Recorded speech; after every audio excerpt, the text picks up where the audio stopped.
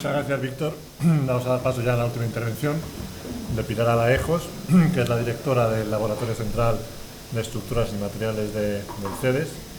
Es doctora en Ingeniería de Caminos también y es profesora de la Escuela de Caminos de Madrid. Cuando quieras, Pilar. Bueno, pues la presentación que yo voy a hacer trata sobre la patología alcali-sílice que se detectó en la presa de Jándula en un estudio que hicimos en el año 2006. Javier ya nos ha ilustrado con todo detalle sobre la descripción de la presa.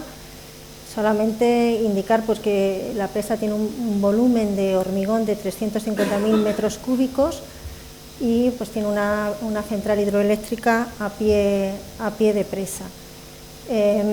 Lo más interesante de cara al estudio que hicimos nosotros es que la presa estaba revestida por sillería natural de granito careado con un espesor de 0,60 metros y por tanto el hormigón no era visible prácticamente en ningún punto de la presa. ¿Por qué se realizó el estudio? Pues la verdad es que no tenía nada que ver con el hormigón. Como antecedentes parece que la presa había tenido en algún momento problemas de filtraciones, lo que había dado lugar a la creación de pantallas de drenaje y a inyección desde coronación. Estamos hablando de los años 70 y del 2002, y en el año 2006, que fue cuando nosotros intervinimos, pues detectaban que los drenes estaban colmatados, la presa no disponía de un sistema de auscultación y pues pensaban que podría haber problemas de subpresión. Y acompañando a esta problemática, pues se quería conocer cuál era el estado que tenía el hormigón de la presa. Este tema era puro trámite, vamos a caracterizar y saber un poco qué calidad de hormigón tiene esa presa. Lo ha dicho Víctor anteriormente, para nosotros es muy valioso cualquier información previa que podamos tener del hormigón. Lo más valioso es el control de calidad, que es el hormigón real que colocaron, y si no, por lo menos las dosificaciones que se utilizaron. Nosotros no encontramos nada del control de calidad en esta presa, pero sí la dosificación en el cuerpo de presa, y también en esta presa utilizaron como conglomerante un sand cement, 55% de arena finamente molida, mezclada con un 45% de cemento. Hombre, el sand cement, ha dicho Víctor, dignificar, llamándole sand cement. El sand cement sí que tenía un interés en la época económico, eso sí que se ha resaltado, a barato, porque utilizó menos cemento, pero técnicamente también tiene un sentido. Casi la mitad de este conglomerante solo es cemento y, por tanto, los calores de hidratación que acompañan a este tipo de mezclas son muy reducidos. De hecho, nosotros ahora no utilizamos sand cement, pero sí utilizamos cementos con altos contenidos de ceniza, mitad cemento, mitad ceniza. La diferencia está en que aquí es arena finamente molida, inerte totalmente, no aporta ningún poder conglomerante, y lo que utilizamos nosotros ahora son cenizas volantes que le dan un valor añadido porque sí que, junto con el cemento, tienen un poder conglomerante. Pero esto técnicamente tenía un sentido, ya que permitía reducir los calores de hidratación, pero era un filler y no aportaba poder conglomerante. Y en realidad este hormigón está fabricado con 100 kilos de cemento por metro cúbico, lo cual es extremadamente reducido ese contenido de cemento. Bien, nosotros siempre hacemos una inspección visual, en este caso fue muy sencillo porque el hormigón no era visto, y vimos hormigón únicamente en la zona interior del torreón que hay en Coronación y en la zona donde estaba la central, la sala principal de la central, la galería de acceso y la coronación. Y pues en todos los casos sí que veíamos un hormigón que estaba fisurado en mapa. La fisuración en mapa de un hormigón se atribuye a varias patologías, incluso a ninguna patología. Podemos ver un hormigón fisurado en mapa y que luego no le pase nada. Pero bueno, es un indicio de que puede pasar algo. Extrajimos testigos, en este caso 5 testigos, desde la galería, desde la sala de válvulas también, y sobre todo aprovechamos también en el estudio del hormigón de los sondeos que todavía conservaban en el torreón de cuando hicieron las pantallas de drenaje. Eso fue muy valioso porque eran sondeos que atravesaban toda la altura de la presa. Entonces, en estos sondeos y en estos testigos, pues un indicio también es la observación de depósitos en el interior de los poros del hormigón. Esos depósitos, pues sí, es una anomalía, pero también puede atribuirse a distintas causas. Y pues estos testigos tenían esos depósitos, estos testigos tenían sand cement, eso se notaba también, estas presas de sand cement no tiene poder conglomerante suficiente, solo estamos metiendo 100 kilos de cemento mezclado con arena en polvo y por tanto pues el cemento se deshace, se deshace con la mano, es pulverulento y tiene muy poco poder conglomerante. También pues es habitual pues encontrar zonas de coqueras, bandas mal compactadas y eso pues se veía en los sondeos, se veía también en los testigos. Respecto a las propiedades mecánicas y físicas de este hormigón, pues era muy variable la calidad, aunque la dosificación en cuerpo de presa era la misma, pero tenemos hormigones pues apenas de 15 megapascales a hormigones que casi alcanzan los 35 megapascales, una variedad importante que va acompañada también de un incremento de densidad, hormigones de peor calidad y hormigones de mejor calidad en el interior de la presa. Esta es la relación entre el módulo de elasticidad del hormigón y la resistencia a compresión. El módulo de elasticidad en un hormigón de presa no sirve para nada.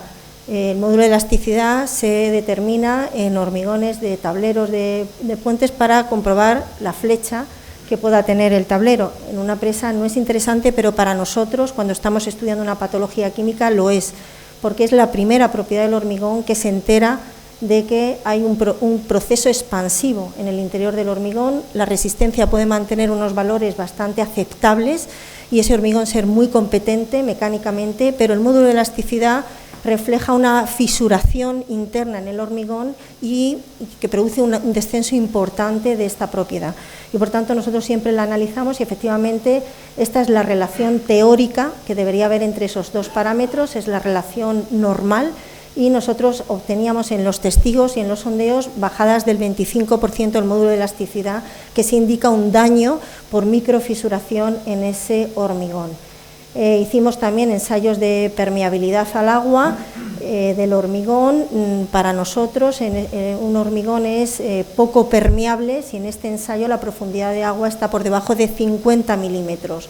Y nosotros atravesábamos las probetas más de 200 milímetros, toda la probeta se saturaba de agua en el ensayo. Por tanto, se trata de un hormigón extremadamente permeable que lo que deja es circular el agua a través de los poros y si hay un proceso químico patológico, pues ese agua favorece la formación de estos productos expansivos. Y la prueba definitiva la constituye el estudio por microscopía electrónica de barrido. Aquí es donde se ve la composición que tiene la pasta de cemento y se ven compuestos anómalos que no deberían estar en esa pasta de cemento, como son los geles alcalisílice que se veían de manera bastante masiva en todas las muestras que vimos por microscopía electrónica. Por tanto, sí que detectábamos esos compuestos anómalos y una vez que se detectan, pues es establecer la causa. La causa de la reacción alcalisílice es álcali-sílice. Entonces, la sílice la aporta el árido, extraemos árido de los testigos y hacemos estudios petrográficos para estudiar componentes reactivos que tiene ese árido. El que se utilizó en esta presa era un hormigón fabricado con granito y el granito, el cuarzo que llevaba ese granito, pues estaba mal cristalizado y en petrografía eso se llama cuarzo con extinción ondulante y es un componente reactivo con los álcalis en el interior del hormigón. Por tanto, el árido era reactivo y los álcalis, que es la otra pata de la reacción, los aportaban el agua del embalse, que se analizó y tenía alcalinos, y los granitos son autosuficientes en cuanto a la reacción alcalisílice, porque los propios feldespatos y micas son capaces de generar alcalinos y reaccionar con el cuarzo y producir la reacción. Por tanto, pues también el árido tenía estos álcalis solubles y propiciaba la reacción, el agua y los áridos. El contenido de alcalinos en el interior del hormigón se determinó por ensayos químicos y tenía un valor de sodio equivalente de 6,95 por encima de valores del 3,5 se considera que el contenido de alcalinos es suficiente para potenciar una reacción álcali-sílice, y aquí estamos en más del doble. Por tanto, pues era un estudio de trámite, se trataba simplemente de caracterizar el hormigón, pero se detectó que ese hormigón había desarrollado, porque realmente ese hormigón era de los años 30 y nosotros estamos estudiando el hormigón en el año 2006. Pero había desarrollado durante toda su vida una reacción álcali-sílice que no se apreciaba porque estaba completamente revestido de sillería. Estas fueron nuestras conclusiones, un hormigón muy permeable que deja pasar el agua al interior, un hormigón ya afectado por el módulo de elasticidad y una reacción álcali-sílice ocasionada por el granito reactivo y también el agua del embalse que aportaba alcalinos. Y pensábamos también que la utilización del sand cement, también ese polvo de granito finamente molido, pues también potenció el desarrollo también de esta reacción. Finalmente, un par de diapositivas.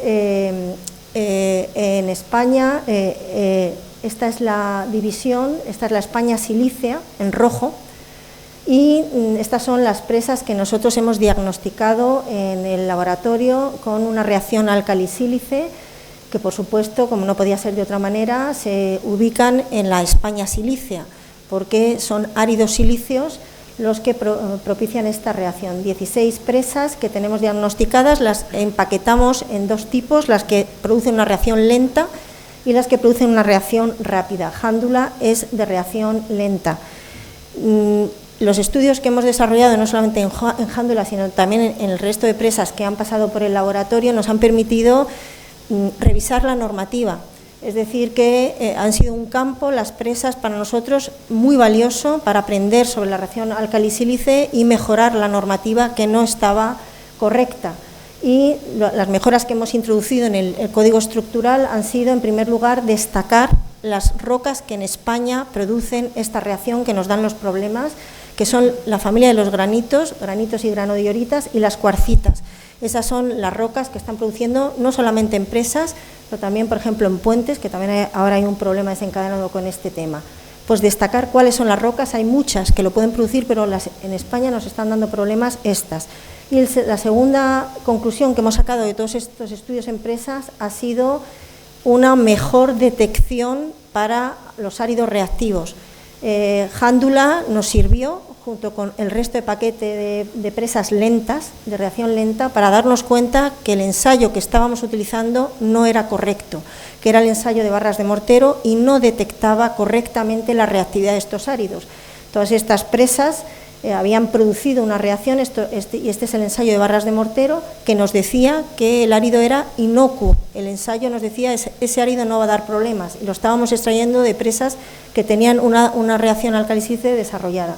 Hemos reajustado el valor de este ensayo a los granitos lentos, precisamente a estos áridos lentos, y ahora el código estructural sí recoge este tipo de reacción lenta para detectarla, ya no para las que lo han desarrollado, sino para las futuras. Y eso nos lo ha permitido el estudio de todas estas presas. Muchas gracias por su atención.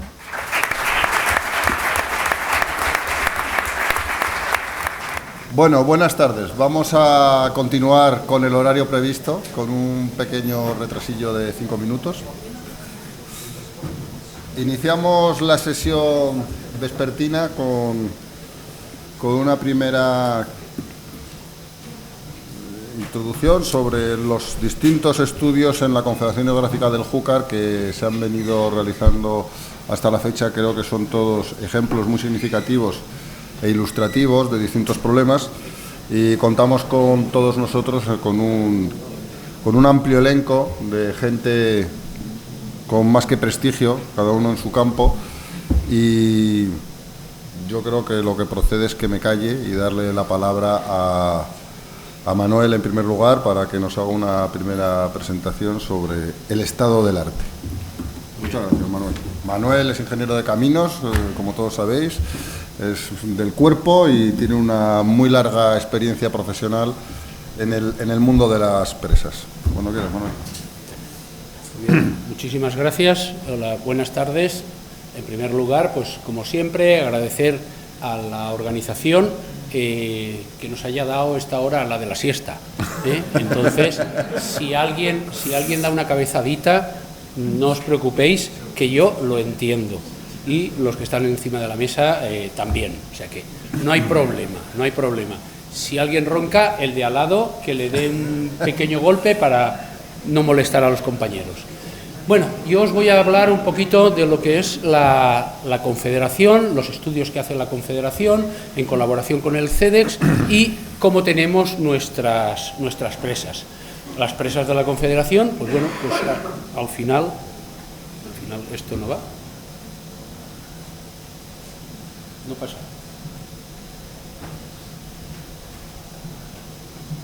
Un segundín.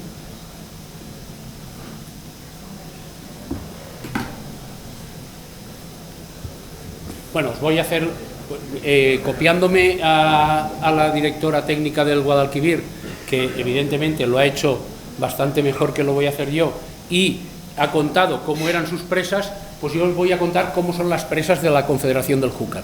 La Confederación del Júcar tiene una singularidad, y es que se llama Confederación del Júcar, pero podría ser Confederación del Palancia, del Turia o del Vinalopó. Nosotros tenemos muchísimos ríos que acaban en el mar, muchísimos ríos que acaban en el mar y cada uno tiene su sistema de explotación. Por lo tanto, cuando antes en algún... Perfecto. Vale. Cuando antes, bueno, este es el índice es el habitual, el que ya habéis visto anteriormente, y bueno, pues vamos a hablar de las presas del Júcar. Lo que os decía, el Júcar tiene diferentes sistemas de explotación que todos acaban en el mar. Ese acabar en el mar, lo que significa que es, bueno, pues que tenemos presas, nosotros en muchos de los casos no tenemos presas en cascada. Lo que suelta una presa acaba en el mar.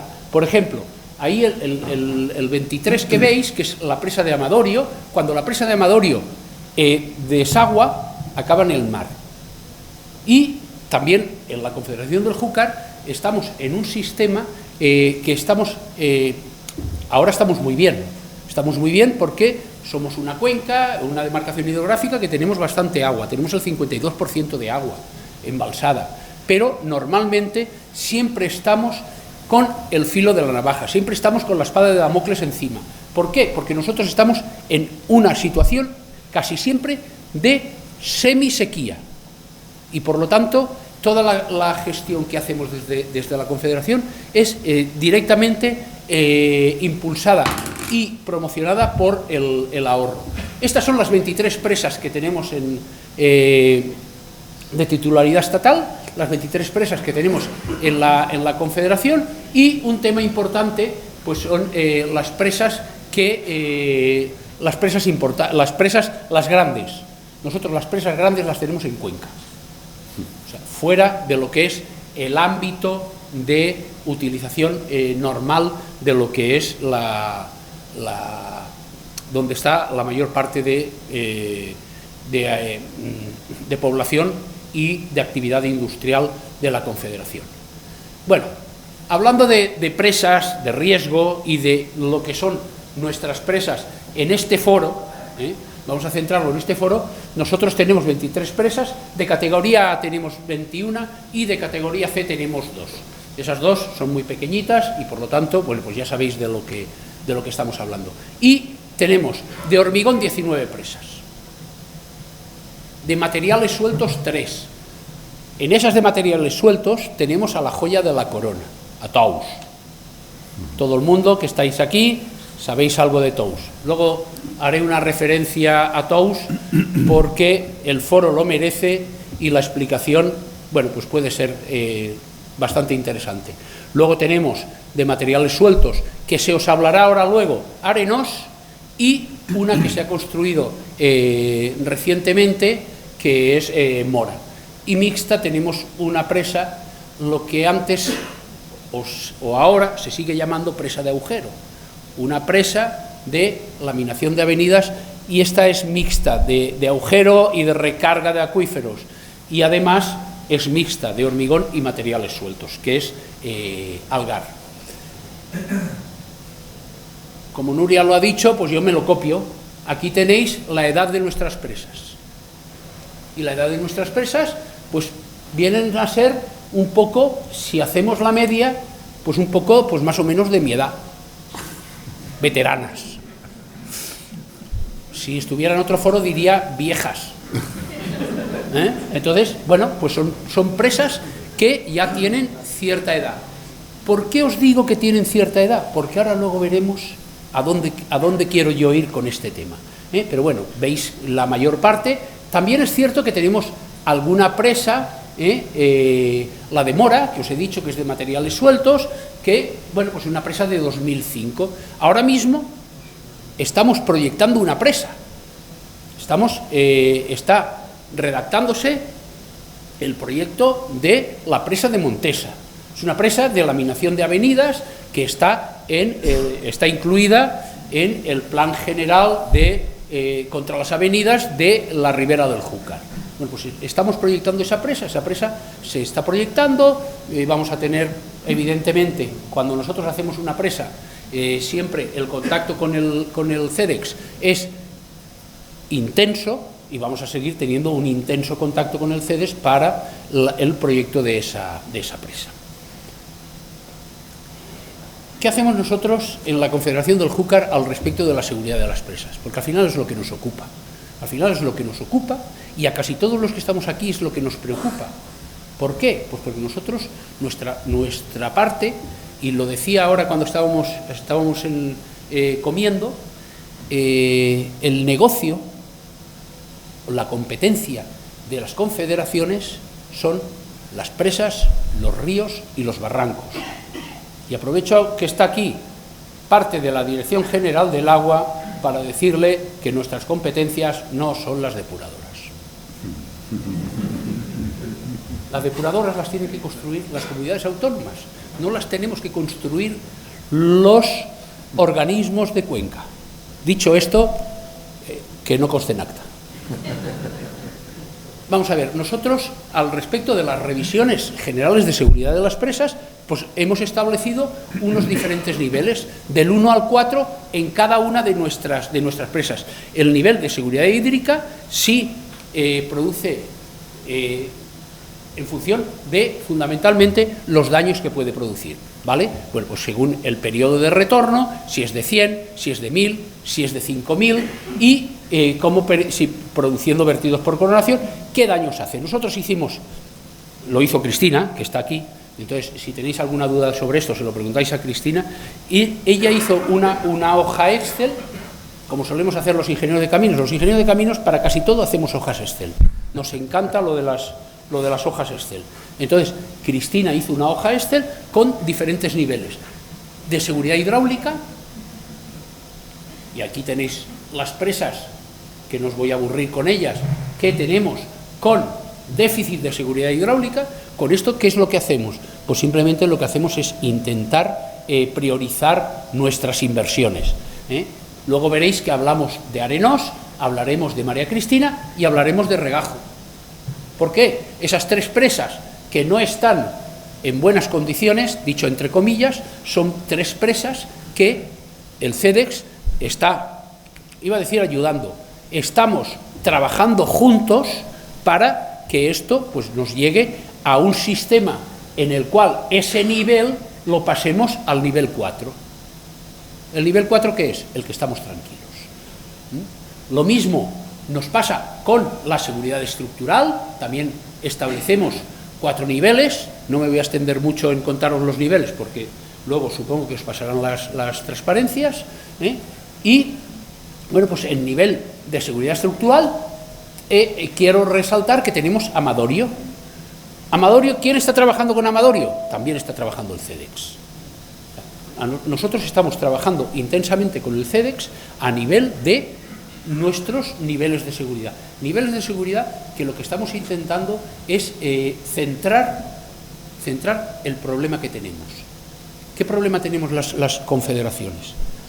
Lo que he dicho, nuestras infraestructuras son antiguas y necesitan, como diría de manera vulgar, una mano de pintura. Y esa mano de pintura tiene un problema, y es que afecta a la seguridad jurídica de los compañeros que están llevando las presas. Por lo tanto, estos temas son, para nosotros, para las confederaciones, son temas que son fundamentales. Luego tenemos, bueno, pues lo famoso de los equipos electromecánicos, los desagües de fondo. Los desagües de fondo, que todo el mundo que nos dedicamos a las presas siempre estamos hablando de desagües de fondo para arriba, desagües de fondo para abajo. Llega un momento en el cual nosotros lo que tenemos que hacer es coger el toro por los cuernos y poner encima de la mesa cuáles son nuestras necesidades. Y cuáles, bueno, estos son los que tienen problema con desagües de fondo, que tampoco voy a extenderme. ¿Cuáles son nuestras necesidades? Aquí es donde quería yo llegar, porque a vosotros os importa relativamente poco que yo diga que el interés grande está en Amadorio o está en Beniarrés. ¿Cuál es la necesidad que nosotros tenemos? Nosotros tenemos que pasar a nivel 4 todas nuestras presas. ¿Y para eso qué necesitamos? La Confederación del Júcar necesita 200 millones de euros. Y somos tacaños, pidiendo. Pero necesitamos 200 millones de euros. 200 millones de euros que nos tiene que dar el titular de la presa. Y el titular de la presa es el Ministerio. Y hay dos cosas que nos hacen falta, por lo menos a la Confederación del Júcar.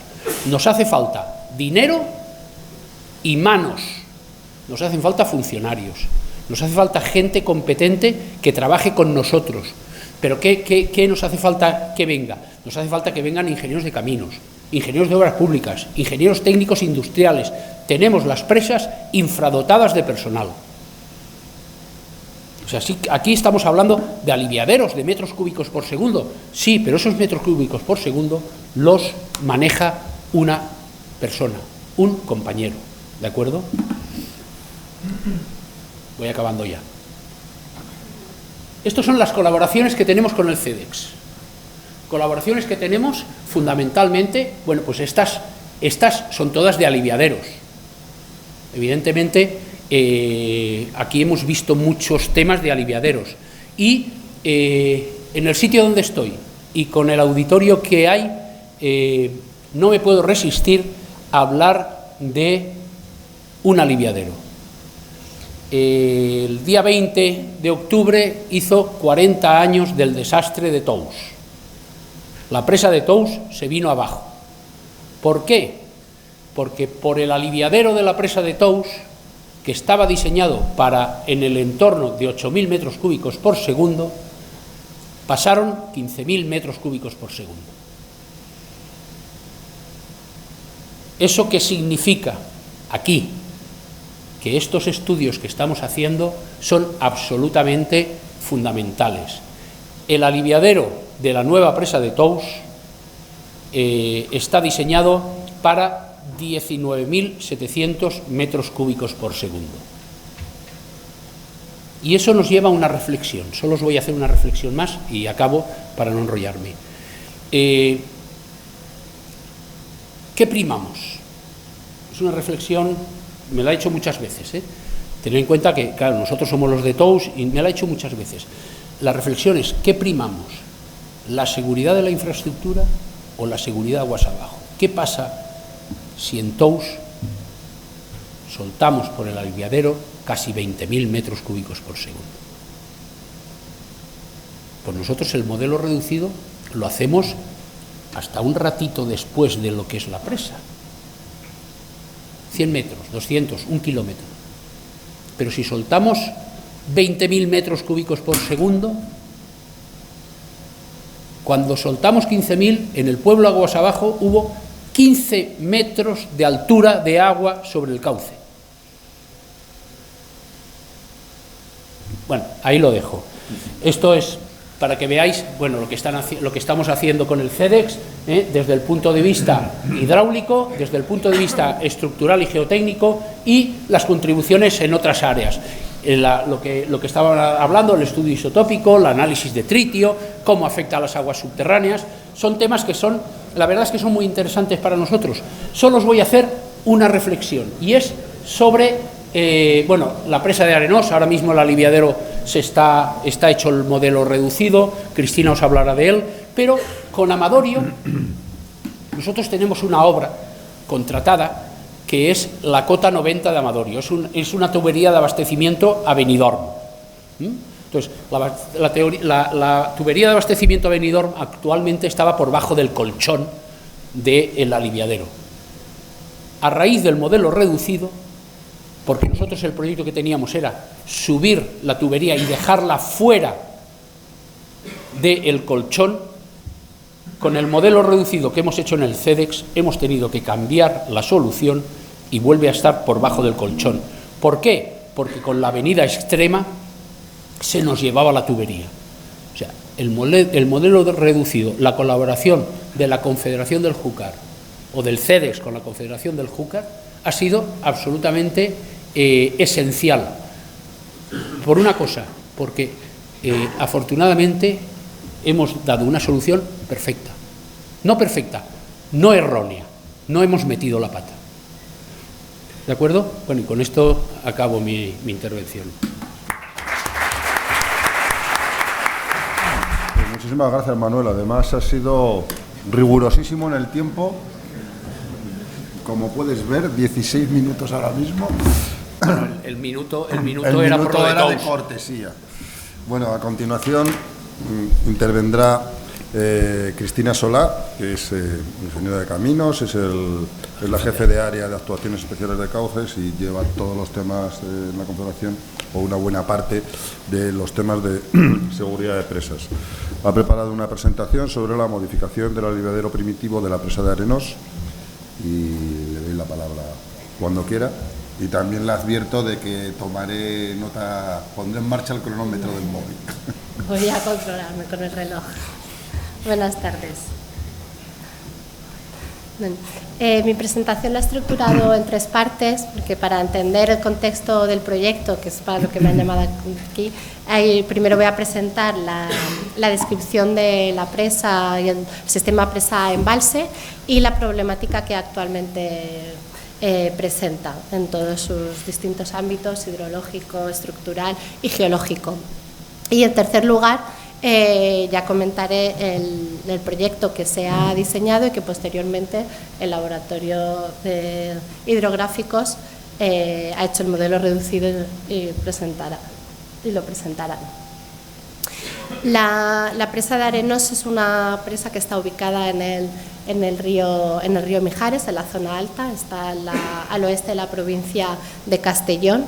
La cuenca de aporte tiene una superficie de 1.460 kilómetros cuadrados. Es una presa que su principal uso, junto a la otra presa principal del sistema, que es la de Sichar, que está aguas abajo, es aportar la regulación de las aguas del río Mijares para todo el regadío de la zona de la plana de Castellón. Además, los caudales que se sueltan se aprovechan para la generación de energía hidroeléctrica, puesto que hay distintos saltos en todo el tramo de aguas abajo del río. Y, por supuesto, para la laminación de avenidas del río Mijares. Es una presa de materiales sueltos. Aquí podéis ver 2 panorámicas del embalse. La impermeabilización de la presa se consigue a través de un núcleo inclinado de arcilla. La planta es una planta curva con un radio bastante amplio, de unos 750 metros. Está clasificada según el riesgo potencial en categoría A. La capacidad de almacenamiento a nivel máximo normal es de 118 hectómetros cúbicos y tiene una superficie del embalse de 355 hectáreas. La fase de construcción se abarcó desde el año 71 hasta el año 79, entró en explotación a continuación. Si bien a día de hoy todavía no se ha completado su plan de puesta en carga, está pendiente el último escalón y está supeditada a la ejecución de las obras que aquí se van a comentar y a solventar toda una serie de problemas de seguridad que voy a ir describiendo. Datos generales de la presa, tenemos aquí, podéis ver su sección transversal, destaca el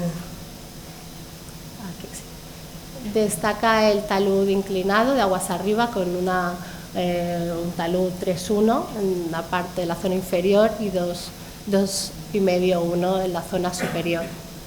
Aguas abajo sí que tiene ya un talud de 1,41. El núcleo inclinado de arcilla tiene un ancho variable de 100 metros medidos en horizontal en la base a 15 metros en la parte superior. La transición del núcleo, que está apoyado en toda una base de escollera, se hace a través de dos filtros.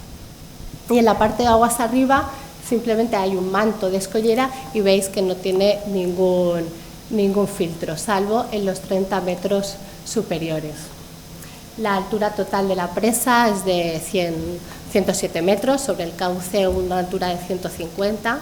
Las cotas, la cota del nivel máximo normal en proyecto era de 600 metros, que posteriormente se redujo a los 595 que veis aquí. La cota de coronación 603 y el nivel de avenida del proyecto es la 601,5. Tiene una longitud de 428 metros y destacar de la zona pues, la complejidad tectónica con un gran número de fallas. Aquí podéis ver la planta de todas las instalaciones de la presa y destacar la red de galerías que hay en el interior de la presa, cuya longitud total, contando la galería perimetral, la transversal, las galerías de acceso al desagüe de fondo, a la toma, tienen una longitud superior a 1,5 kilómetros. En esta imagen podemos ver todos los órganos de aliviaderos y órganos de desagüe con los que cuenta la presa. Como aliviaderos de superficie tenemos un total de 3 aliviaderos. El aliviadero que denominamos primitivo, que es el objeto del proyecto que posteriormente describiré, está justo en el estribo izquierdo de la presa. Luego tenemos el aliviadero que denominamos principal, que es un aliviadero en túnel, cuya embocadura está junto al aliviadero primitivo y la salida está en el punto que estoy señalando. Y en tercer lugar hay un aliviadero, el aliviadero de collado, ya de menor capacidad. Además tiene el desagüe de fondo, con la salida antes de la curva que hace el río Mijares, y la toma. El aliviadero primitivo de la presa, llamamos primitivo porque se construyó a la vez que la presa, es un aliviadero que, aunque inicialmente tenía compuertas, posteriormente se retiraron, funciona en labio fijo, está constituido por 3 vanos de 9 metros cada uno de ellos, y la cota del umbral, aunque inicialmente se construyó para que estuviera todas a la cota 592,5, posteriormente se recrecieron los 2 vanos laterales a la 595. Comentaré luego por qué.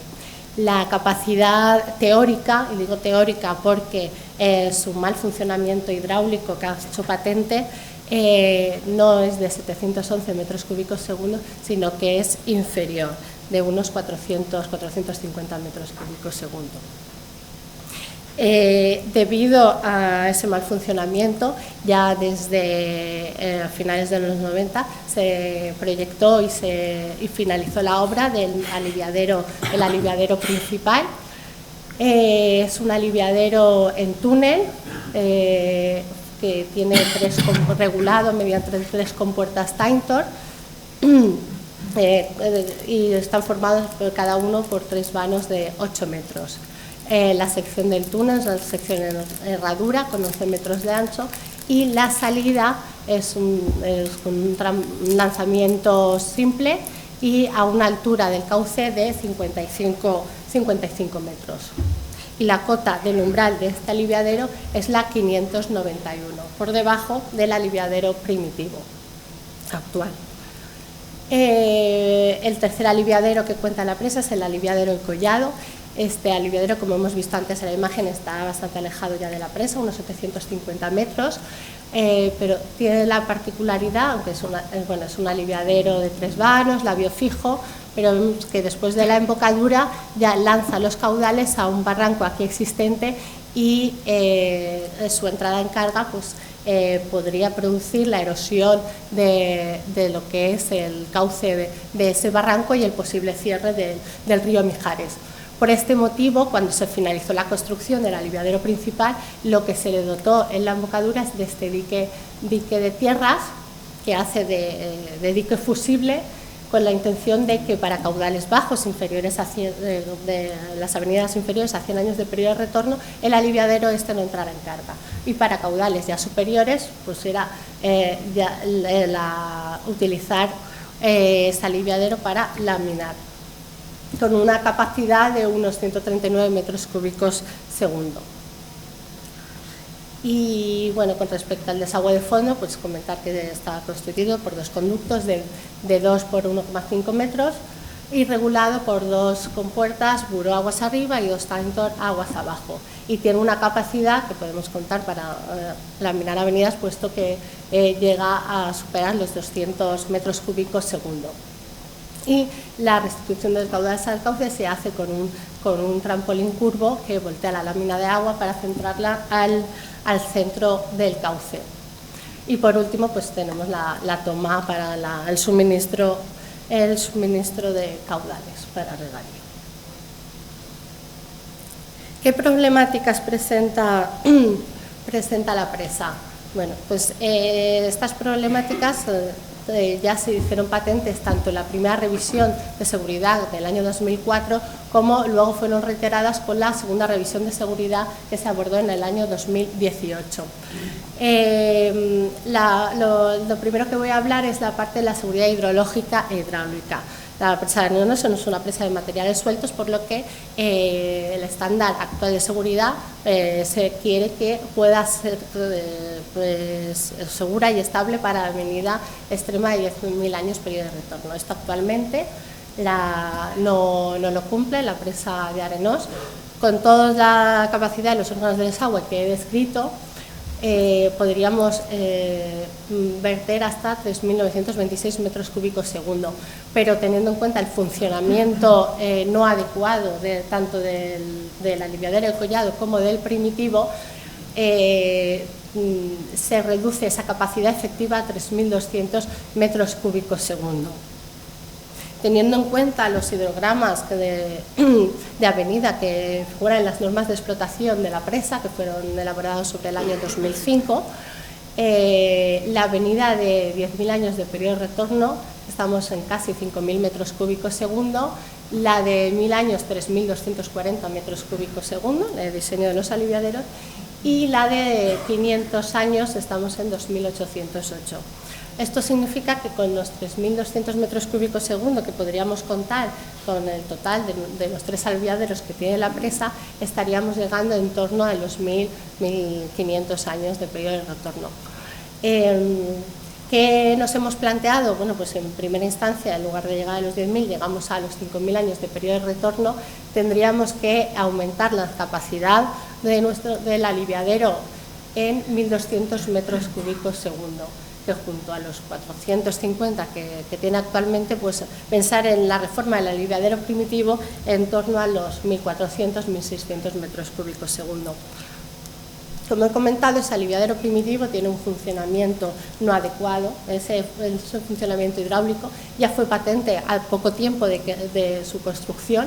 En el año 1989 se hizo en la Universidad Politécnica de Valencia un modelo reducido en el que se vio que la fuerte convergencia de los cajeros en su embocadura producía la generación de unas ondas diamantinas que a lo largo de todo el canal de descarga. Esa sobreelevación de la lámina de agua produce vertidos tanto por la margen, tanto por el cajero izquierdo como por el cajero derecho. ¿Qué ocurre? En el cajero izquierdo tenemos una ladera que a continuación comentaré los problemas que esta presenta, por lo que podría provocar la inestabilidad de esa ladera, y por el cajero derecho tenemos inmediatamente, como está adosado a lo que es el cuerpo de presa, pues esos vertidos por ahí podrían descolocar la escollera. Esto sí que se vio con este modelo reducido, se vio que si se reducían los caudales de los 2 vanos laterales, se mejoraba el comportamiento. Por eso se llevó a cabo el recrecido de los vanos laterales. No obstante, para caudales ya importantes, esto lo mejoraba para caudales bajos, pero para caudales importantes el comportamiento seguía siendo igual de caótico y producía vertidos por ambos cajeros. Por otro lado, también se vio que la configuración del trampolín actual y su trazado recto impactaba sobre la ladera derecha del río Mijares. Por ello, la necesidad de acometer la obra. Otro problema que presenta la presa y con el que ha convivido todos estos años son las inestabilidades de ladera que se ven en todo el embalse. Inestabilidades, ya deslizamientos que se han ido produciendo o zonas que se han detectado como potencialmente inestables. Se han inventariado un total de 26 zonas. De ellas, por su ubicación o morfología, las más de máximo riesgo son las 3 zonas que aquí se han señalado. La 1, porque aquí tenemos un núcleo de población, que es Puebla de Arenoso. La 2, por todo el tamaño que tiene, que en el caso de producirse una inestabilidad de ladera podría movilizar una gran cantidad de material que generaría una ola en la presa, por lo que a los requerimientos habituales de las presas, pues a este se le añade tener un resguardo suficiente para soportar la ola que generaría una inestabilidad en el vaso del embalse. A lo largo de la historia y desde su construcción, pues tenemos un gran historial de deslizamientos que se han ido produciendo, tanto en fase de construcción, que son los resaltados en estos 6 primeros puntos, como ya en fase de explotación. Por ello, el control de los movimientos que se producen en todas estas zonas potencialmente inestables es tan importante, y la colaboración también del CEDES, del Laboratorio de Geotecnia, a lo largo de todos estos años que llevan explotación. Ya en el año 2005 hizo una colaboración importante y actualmente también la van a contar a continuación. Comentar que ya en el año 2004 se llevó una obra de emergencia de bastante entidad con un presupuesto de 18 millones con el fin de mejorar el comportamiento de las 2 laderas que están en Puebla de Arenoso y la ladera de enfrente, con unos rellenos bastante importantes en la zona del pie y una estructura con un encauzamiento que actúa de puntal entre ambas laderas. ¿Y qué ocurre? En la zona del aliviadero, en la ladera izquierda que hemos comentado, también es una ladera que ha ido sufriendo importantes deslizamientos a lo largo de su historia, por lo que ese aliviadero ya ha sido reformado en diferentes momentos y requiere, por lo tanto, que esa ladera también un control exhaustivo en el que el CEDES nos está colaborando. Y actualmente hemos también hemos ejecutado nuevos inclinómetros para que cuando se lleven a cabo las obras poder obtener un mejor control de los posibles movimientos. Además, mencionar que la sección actual que tiene ese aliviadero junto a la presa y junto a esa ladera pues, destaca por la esbeltez de sus muros y el trabajo independiente, estructuralmente independiente de los muros, por lo que no parece que es la sección más adecuada por la ubicación que tiene junto a esa ladera inestable. Bueno, y esto también como una problemática ya menor que tiene la presa de Arenos son las elevadas filtraciones para cotas de embalse superiores a la 580 que alcanzan los 15 litros segundo. ¿Qué hemos hecho para solventar todos estos problemas de seguridad? Pues en primer lugar se redactó un proyecto muy ambicioso de 46 millones de euros. Ya este proyecto tiene ya sus años, desde el año 2009 aproximadamente, y con el objeto principal de que la presa sea estable para la venida de periodo de retorno de 10.000 años. Ello incluía la construcción de un desagüe intermedio, además de la modificación del aliviadero primitivo y cerrar el aliviadero de Collado. Como todavía no se ha ejecutado, a pesar del tiempo transcurrido, de ese proyecto, pues vimos la posibilidad de que la acción más rápida y económica de solucionar los graves problemas estructurales y de funcionamiento de ese aliviadero primitivo era hacer un desglosado del proyecto para la modificación del aliviadero primitivo y así mejorar la capacidad de laminación del embalse y aumentarla en 1.000 metros cúbicos segundo. Este proyecto ya salió a licitación por 12 millones de euros y ha sido adjudicado por 9,7 millones de euros y tiene un plazo de ejecución de 18 meses. Aquí tenéis la vista general del aliviadero actual con su embocadura, como veis los vanos laterales que fueron recrecidos hasta la cota 595 y el vano central a una cota inferior. Y vemos aquí una vista del canal de descarga donde se puede apreciar esa esbeltez que comentaba de los muros y la sección actual que presenta los muros con tan solo 30 centímetros de espesor en coronación. ¿Qué solución se ha buscado para mejorar ese funcionamiento hidráulico y aumentar la capacidad en unos 1.000 metros cúbicos segundo? Pues la filosofía del proyecto ha sido encajar la nueva estructura dentro de los límites de la estructura actual y recurrir a una sección cubierta, ¿vale? Salvo la zona de la embocadura y en la zona final, todo lo demás, aquí en esta zona sombreada, es una sección cubierta.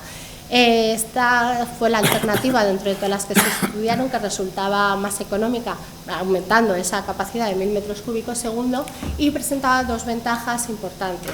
Por un lado, al estar encajada dentro del aliviadero actual, minimiza las afecciones a esa ladera izquierda del embalse. Y por otro lado, al ser una sección cerrada, ya nos evitamos esos posibles desbordamientos de los cajeros que presenta la solución actual.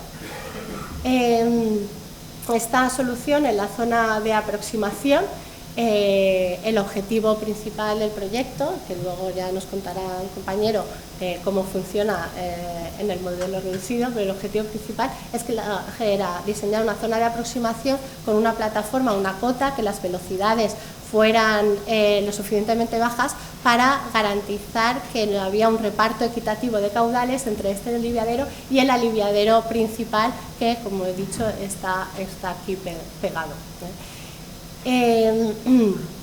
Para ello se ha hecho una transición más gradual, pasando de los tres vanos que tiene actualmente, de 9 metros de ancho, a 2 vanos de 12 metros y una pila divisoria también bastante suave de unos 40 metros de longitud. En la zona de la embocadura, que sigue siendo a cielo abierto, destacar que el umbral del aliviadero se rebaja hasta la 591 para dejarlo a la misma cota que el aliviadero principal. Los cajeros se queda conformado como la estructura se queda simétrica, puesto que los cajeros, el cajero izquierdo debe prolongarse aguas arriba hasta unirse con el cajero derecho del aliviadero principal. Y el canal convergente es una transición, la anchura se pasa de los 24 metros en la zona de la embocadura a los 9 metros de ancho constante que ya tiene el marco de a continuación. En los 86 metros más o menos de este tramo, la mitad siguen siendo a cielo abierto y ya la mitad son cubiertos y tiene una pendiente bastante fuerte de un 24,5%. Esta sección tiene un ancho de muro de 1,25 metros y ya se rebaja en la parte del cajón a 1 metro. Y el canal de descarga tiene una sección similar a la anterior, pero con la diferencia de que los hastiales tienen una pequeña inclinación. Y como comentaba, la anchura de esta sección ya es de unos 9 metros. Destacar que recurrir también a este marco cerrado aporta una rigidez tanto a flexión como a torsión que permite o podrá permitir en un futuro, si es necesario, hacer el refuerzo de la ladera mediante anclajes perforados desde el marco. Con respecto a la obra de entrega, es un deflector para dirigir el flujo al centro del cauce y evitar la erosión de ambas laderas. Luego nos contará el comportamiento que ha tenido este deflector. Y constructivamente pues requiere una estructura de hormigón en masa que está con armadura de piel y que debe ser cimentado en el cauce, y requiere la excavación de la ladera de forma escalonada, que tenemos una perspectiva de ese trampolín con el deflector. Y bueno, pues aquí comentar el incremento de la capacidad con respecto, tenemos la curva azul, el aliviadero actual, sin tener en cuenta la capacidad teórica, sin tener en cuenta el incorrecto funcionamiento hidráulico, y en verde es la curva de gasto del aliviadero modificado. Con respecto a la secuencia temporal de la ejecución de la obra, pues simplemente mencionar que es una obra que hay que ejecutar con el aliviadero en servicio, entonces todas estas las implicaciones que ello requiere para garantizar la seguridad pues a los trabajadores y la propia seguridad de la presa. Para ello, como trabajo previo, lo que vamos a hacer es recrecer el vano central de ese aliviadero primitivo para que todo se quede a la cota 595, y además limitándola durante la duración de las obras la cota de explotación a la 571, con unos 52 hectómetros cúbicos, se puede asegurar laminar una avenida de 200 años de periodo de retorno sin afección a la obra. Una vez esos trabajos previos, el orden de ejecución de la obra será empezar con el trampolín de lanzamiento. De esta forma se finaliza la parte de la obra que, si hay un riesgo o se produce algún vertido, pues se puede asegurar una adecuada restitución de caudales al río. Una vez ejecutada el trampolín, se hará el canal de descarga de aguas abajo hacia aguas arriba, y con posterioridad se ejecutará la plataforma de aproximación de aguas arriba a aguas abajo, y por último se procederá a la demolición del aliviadero actual, que como hemos dicho se rebaja la cota hasta la 591, lo que supone con respecto a la cota actual 4 metros. Conclusiones: que con la ejecución de este proyecto conseguiremos que la presa sea segura para una avenida de 5.000 años de periodo de retorno. Solucionaremos los problemas de funcionamiento hidráulico que actualmente presenta el aliviadero primitivo, y mejoraremos lo que es la sección estructural de ese aliviadero primitivo. Con respecto a la seguridad geológica, los problemas que he presentado, lo que próximamente acometeremos es la mejora del control de movimientos de la ladera, siguiendo pues las recomendaciones que el Laboratorio de Geotecnia nos ha hecho y que con posterioridad van a comentar. Así que nuevas inversiones que requiere todavía la presa de Arenós, además de ese proyecto, además del control de las laderas, pues pensar en si es necesario ese nuevo aliviadero para llegar al estándar de seguridad que actualmente exigimos a una presa de materiales sueltos, que son los 10.000 años de periodo de retorno, bien con un nuevo aliviadero intermedio, como en su origen se pensó, o bien reformando el aliviadero de Collado y aumentando su capacidad hidráulica. Y en segundo lugar, también hay que estudiar cómo es la restitución de los 3 aliviaderos al cauce, por ver si en el propio cauce se requiere alguna obra adicional para garantizar el buen comportamiento del río aguas abajo.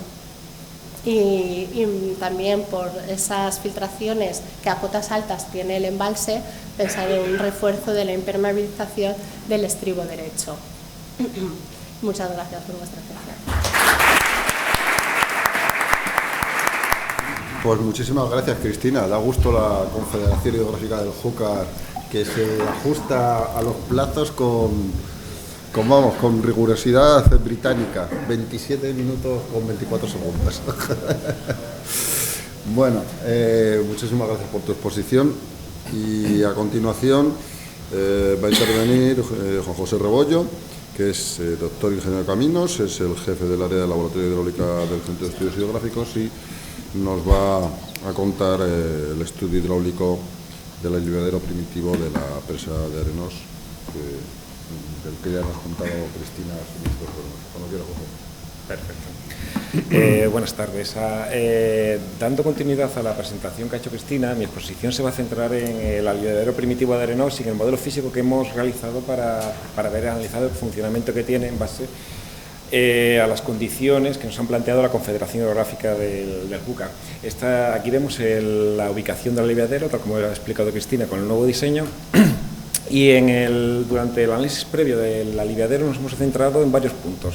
En primer lugar, en la embocadura, que es un nuevo diseño con un nuevo perfil, en el trampolín de lanzamiento y luego en el nuevo perfil para analizar el efecto si existe algún tipo de depresión o despegue de láminas, y en el perfil longitudinal de la rápida, que en este caso, como ha dicho Cristina, se apoya en la situación actual, pero con un anclaje y con cajeros en forma de túnel. Antes de llevar a cabo la construcción del modelo físico y el estudio experimental, se han hecho una serie de análisis previos, de estudios previos de la situación, del nuevo diseño del aliviadero, donde se ha analizado en primer lugar la curva de capacidad teórica que tiene actualmente. Aquí la línea azul representa la curva de capacidad teórica del conjunto del aliviadero principal y el aliviadero primitivo, donde se expone la avenida Proyecto, la avenida Extrema, y también como referencia se ha impuesto la avenida de Coronación.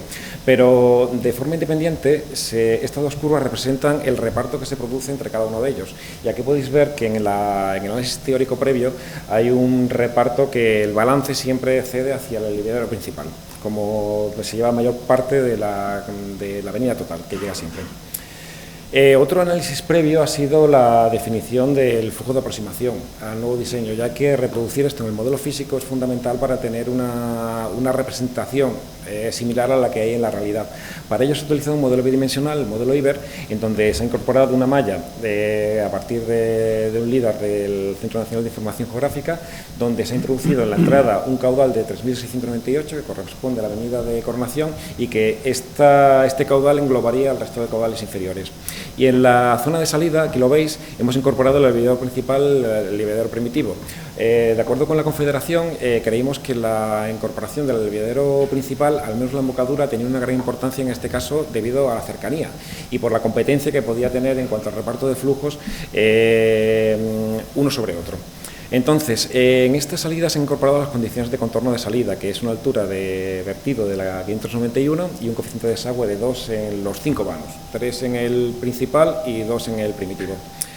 En cuanto al nivel inicial, se ha impuesto una cota de 590,5, o sea, medio metro previo al vertido, sobre todo por ahorro de coste computacional, y por último una rugosidad a toda la superficie del embalse de 0,025. Los resultados, sobre todo, nos hemos enfocado en primer lugar a dos puntos, pero sobre todo en el de velocidades. Pero ya teniendo el valor de los niveles, hemos comprobado que en el entorno de los vertederos tenemos unos niveles muy similares a los que aparecen en la parte teórica, con lo cual la definición creemos que es bastante correcta. En cuanto a las velocidades, estos gráficos representan, sobre todo el último cuadrante, el campo de velocidades en el entorno del aliviadero que hemos utilizado junto al campo de vectores que reproducen las líneas de corrientes de entrada a ambas embocaduras, y con la línea equipotencial que en este caso hemos cogido un valor de 0,7 porque se encontraba dentro del perímetro de la alimentación, hemos definido la pantalla de tranquilización que nos servirá de cara a la construcción del modelo físico. Una vez que se geometriza, y tenéis aquí la pantalla. En principio, esta situación debería reproducir un sistema de alimentación similar al que hay en la realidad. Una vez realizados estos análisis previos, la siguiente fase se va a centrar en la definición del modelo físico. Se ha incorporado un modelo de escala 1,60 que cumple todos los criterios de semejanza de FLUR, y en esta diapositiva podéis ver la alimentación, donde se recoge la embocadura del aliviadero principal, la embocadura del aliviadero primitivo, la cota de coronación, que es una referencia que nos va a ser muy útil durante la fase experimental, la pantalla de tranquilización de acuerdo al estudio previo que hemos analizado y luego la arqueta de alimentación por donde entrará el caudal, los caudales referentes a la curva de capacidad que hemos visto al inicio de la presentación. Aquí tenéis una fotografía de la zona de la embocadura, donde tenéis ambos vertederos, la pantalla y la parte del terreno que hemos utilizado. Aquí tenéis la cota de coronación y aquí tenéis otras fotografías de cómo hemos incorporado ambas embocaduras por el efecto que puede tener de competencia, de llamada entre uno y otro. Aquí tenéis una fotografía cenital de la zona de la embocadura del llevadero primitivo y aquí es donde empieza la parte recubierta, que se ha colocado un metacrilato y que quiere reproducir la altura de la parte del túnel, que aquí veis con más detalle que llega hasta el trampolín. Este es una vista superior del diseño del trampolín incorporado en modelo físico, con más detalles, una cenital y otra también superior. Y luego, en la zona de impacto, para ver un poco el impacto que genera el lanzamiento del chorro, se ha incorporado una parte del terreno donde aparecen las dos laderas y a la cota 510, o sea, la franja comprendida entre las cotas 510 se ha incorporado con relleno de material granular como lecho móvil. Se trata de una pendiente constante de unos 600 metros en prototipo que va de la 505 justo en la salida del trampolín hasta la 502. En cuanto a la instrumentación, una parte fundamental para ver el reparto ha sido la arqueta de retorno del aliviadero principal. En este caso tenemos controlado el caudal de entrada que llega hasta la alimentación general y para ver el caudal de salida que se produce por el aliviadero primitivo hemos colocado un linímetro ultrasonido junto a un enfordador trincular, con lo que queda registrado de manera continua el caudal de salida. La diferencia entre la entrada entre el caudal total de entrada y el del principal de salida, podemos obtener el caudal de reparto entre ambos vertederos. Otro elemento que hemos colocado ha sido en el nuevo perfil del aliviadero, que hemos colocado una franja unos sensores de presión de un total de 8 puntos, son sensores estáticos que nos va a ayudar a determinar si se produce algún tipo de despegue de la lámina de agua. Y luego en la zona de la rápida y el trampolín hemos colocado también otra alineación de sensores. En este caso son sensores que permiten determinar la presión la determinación de la presión rápidamente variada. Respecto a lo que decía Cristina, la plataforma sobre la que se apoya el aliviadero principal es bastante sensible, es una ladera que tiene muchos inconvenientes, tiene anclajes y tenían dudas de si se producían vibraciones en esta zona. Uno de los objetivos de colocar estos sensores es comprobar qué es lo que ocurre en ese sentido. Y aquí tenemos otros 4 sensores colocados en la base del trampolín y 6 en el contorno lateral derecho, que es el deflector que favorece la amplificación del chorro de salida. Aquí tenéis una fotografía con la incorporación de todos los sensores y una vez definido la instrumentación pasamos al programa de ensayos. En total hemos realizado un conjunto de 10 ensayos donde se incorporan la avenida de proyecto, la avenida extrema y de coronación y también una serie de caudales asociados a las normas de explotación de la presa de la Confederación, que son los caudales de alerta, alarma y emergencia. Y luego hemos considerado oportuno incluir caudales pequeños de en torno a 125 y 300 metros cúbicos por segundo. Aquí todas estas fotografías representan la avenida de proyecto, los 1.500 metros cúbicos en total. Entonces aquí podemos ver que se produce una entrada correcta, no hay ningún tipo de alteración en el conjunto del embalse. También, aquí vemos en primer lugar en el estribo derecho del aliviadero primitivo una serie de depresiones provocadas por la desviación del flujo de entrada, que hace que en este estribo fuerce al flujo a tomar la alineación de la rápida y genera este tipo de alteraciones. Luego también vemos las ondas diamantinas que aparecían en el ensayo de la Politécnica de Valencia del año 87, en donde se ve como en la confluencia de los cajeros se genera este tipo de ondas por la alineación propia de la rápida. Esto, a su vez, te genera un frente de ondas en el túnel. Este frente de ondas serpentea de un margen a otro a lo largo de la rápida y te genera una inestabilidad, pero solo de caudales, ya que no se genera una estabilidad constante de niveles a lo largo de la rápida, pero bueno, el cajero es suficientemente elevado como para albergar este tipo de situaciones. Y aquí vemos con mayor detalle esta oscilación, ¿no? Estas alteraciones. Y luego en el trampolín de lanzamiento vemos que funciona el efecto del cajero derecho, es bastante útil de cara a la amplificación del chorro, y vemos la zona de impacto, que es para esta avenida, la avenida de Proyectos, se centra sobre todo en el cauce, pero con una franja que impacta sobre la ladera izquierda. Aquí quiero destacar este punto, que es el punto número 9 del sensor de presión, porque ahora veremos el porqué. Aquí tenemos un vídeo del cenital del funcionamiento. Es un funcionamiento correcto, que lo centra bastante bien, y que, bueno, por aquí se ve las afecciones que tiene sobre el cauce y la margen derecha, y a continuación vemos un vídeo lateral donde se ve este efecto de amplificación, ¿no? En ese sentido, el diseño del trampolín tiene un funcionamiento previsto. Una vez definida la experimentación de la solución inicial, aquí tenemos los resultados de las presiones en el vertedero. Vemos que todos son positivas, con lo que no se produce ningún tipo de despegue en ningún punto, y en principio el nuevo vertedero funciona de manera correcta. Y aquí tenemos la curva de capacidad experimental. La verdad es que funciona bastante bien, porque en principio ambos vertederos tienen mayor capacidad de desagüe de la que tenía teóricamente. Otro punto importante de este análisis es el reparto de caudales. Inicialmente hay un balance bastante positivo hacia el aliviadero principal, pero hemos visto que aquí en el resultado final, durante la experimentación, se mantiene un balance equivalente, un 50% entre ambos. Un poquito más hacia el principal, pero que en principio no es esa diferencia tan notable como al principio.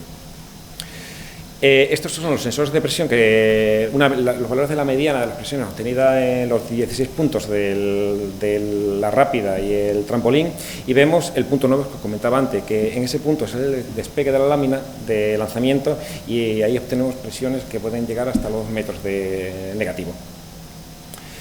Entonces, con la Confederación, para tener diferentes alternativas en la que se pudieran basar de cara a posibles alternativas de diseño, se plantearon una serie de objetivos, que es ver cómo se puede trasladar el impacto hacia el cauce y la ladera derecha, para contar con otro tipo de opciones, ampliar la amplificación del chorro, y con ese objetivo reducir el impacto reducir el efecto de impacto, y por último eliminar presiones negativas. Para ello se dio una solución que es bastante utilizada en el laboratorio de hidráulica, que consiste en un cilindro de generatriz recta, que tiene una inclinación de 45 grados, es este que vemos aquí, y que tiene un radio de 10 metros.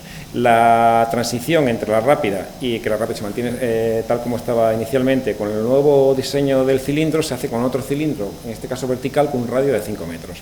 Y previamente, con el modelo experimental, se realizó una serie de estudios previos con el objetivo de tener una idea antes de la construcción de cómo funcionaría. Aquí vemos que la amplificación tiene un aspecto muy similar al que tendría el diseño actual, y que efectivamente lanza hacia la derecha, centro, o sea, lo que es el cauce y derecha, mientras que el otro es la cauce izquierda. Aquí hemos incorporado en el nuevo diseño un conjunto de presiones para ver si se siguen manteniendo presiones negativas en planta y en perfil. Y aquí vemos los resultados del nuevo análisis, que como veis ya en todo caso son positivos. Un aspecto que hay que tener en cuenta aquí, estos son los 5 puntos de sensor que estaban en la rápida. ¿Veis la diferencia que hay entre la variación? Son diagramas de cajas y bigotes, entonces la variación que se produce aquí es mucho menor aquí, con lo cual nos da una idea de que las vibraciones que se podrían aparecer en la rápida no son como tales, por lo menos provocado por el efecto hidrodinámico. Aquí tenemos los valores de las medianas, que vemos que en todos los casos son positivos. Y por último, ver un poco el funcionamiento de esta solución. Esta es la solución incorporada del modelo, la nueva solución incorporada del modelo físico, la solución alternativa. Aquí vemos el funcionamiento, la amplificación es más o menos similar, lo único que lanza la ladera derecha. Ya es una decisión que hay que tomar en función de los estudios geológicos. Y aquí tenemos un vídeo del mismo caso que el anterior, una fotografía cenital. Veis cómo se traslada esta zona de impacto que estaba aquí, se traslada a la derecha. Y aquí veis una vista de la amplificación, que prácticamente es bastante similar, o sea, el efecto se diferencia en poco en cuanto al efecto del impacto.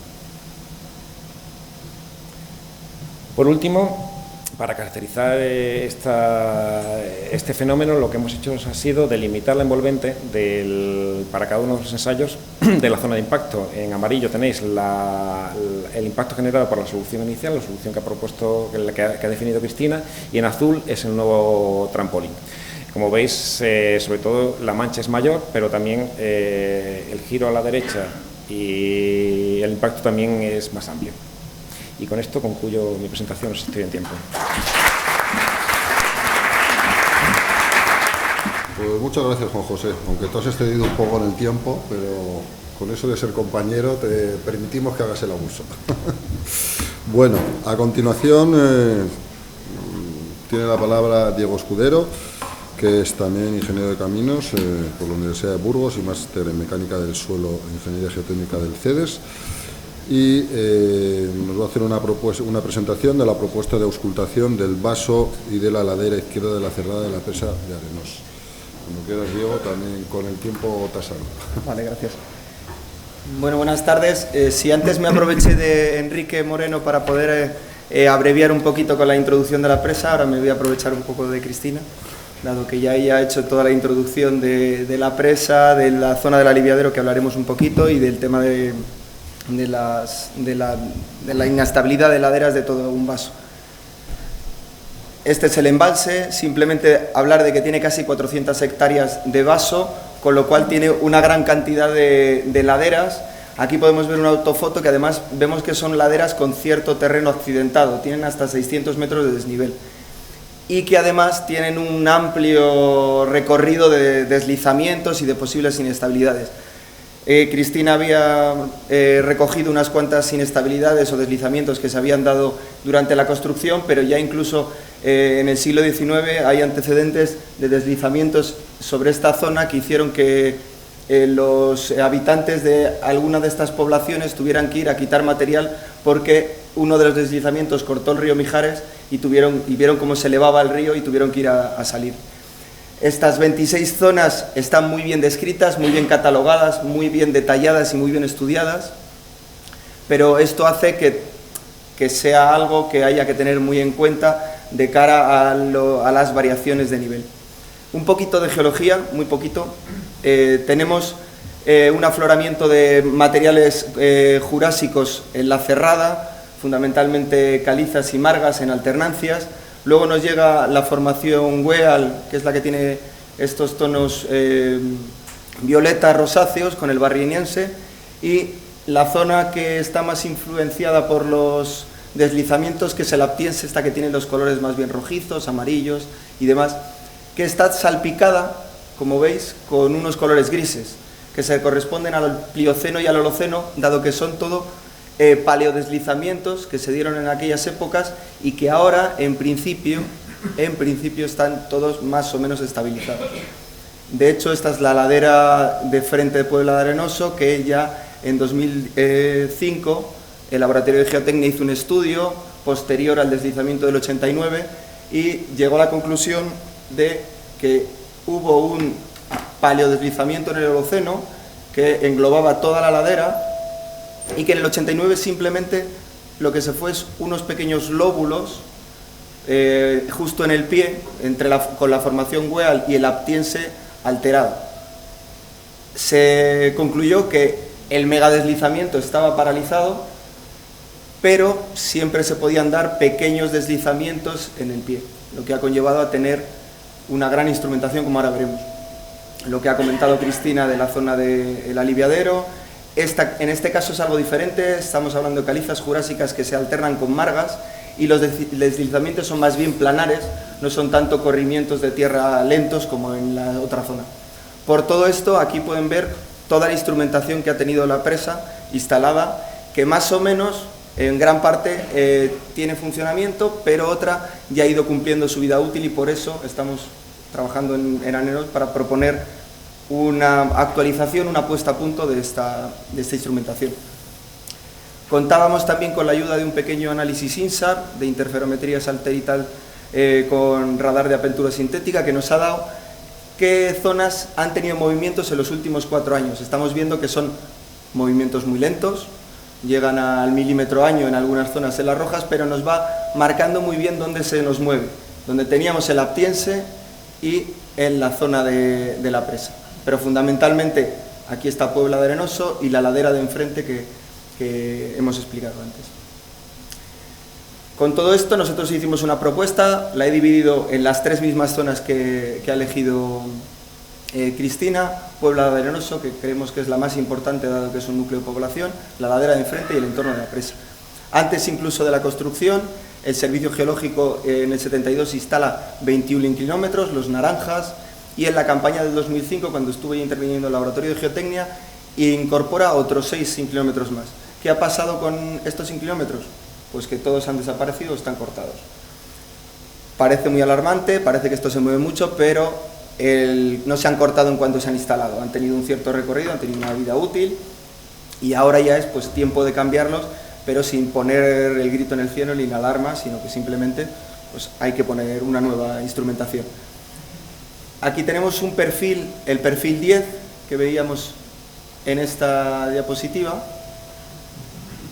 que es del informe del 2005, en el que hemos pintado en una línea verde muy tenue, que se ve muy bien por aquí, la profundidad a la que se han cortado esos inclinómetros, que se han cortado posteriormente al 2005, y se ve perfectamente que el movimiento es de los derrubios de ladera del paleodeslizamiento sobre el Aptiense anaranjado, que es alterado.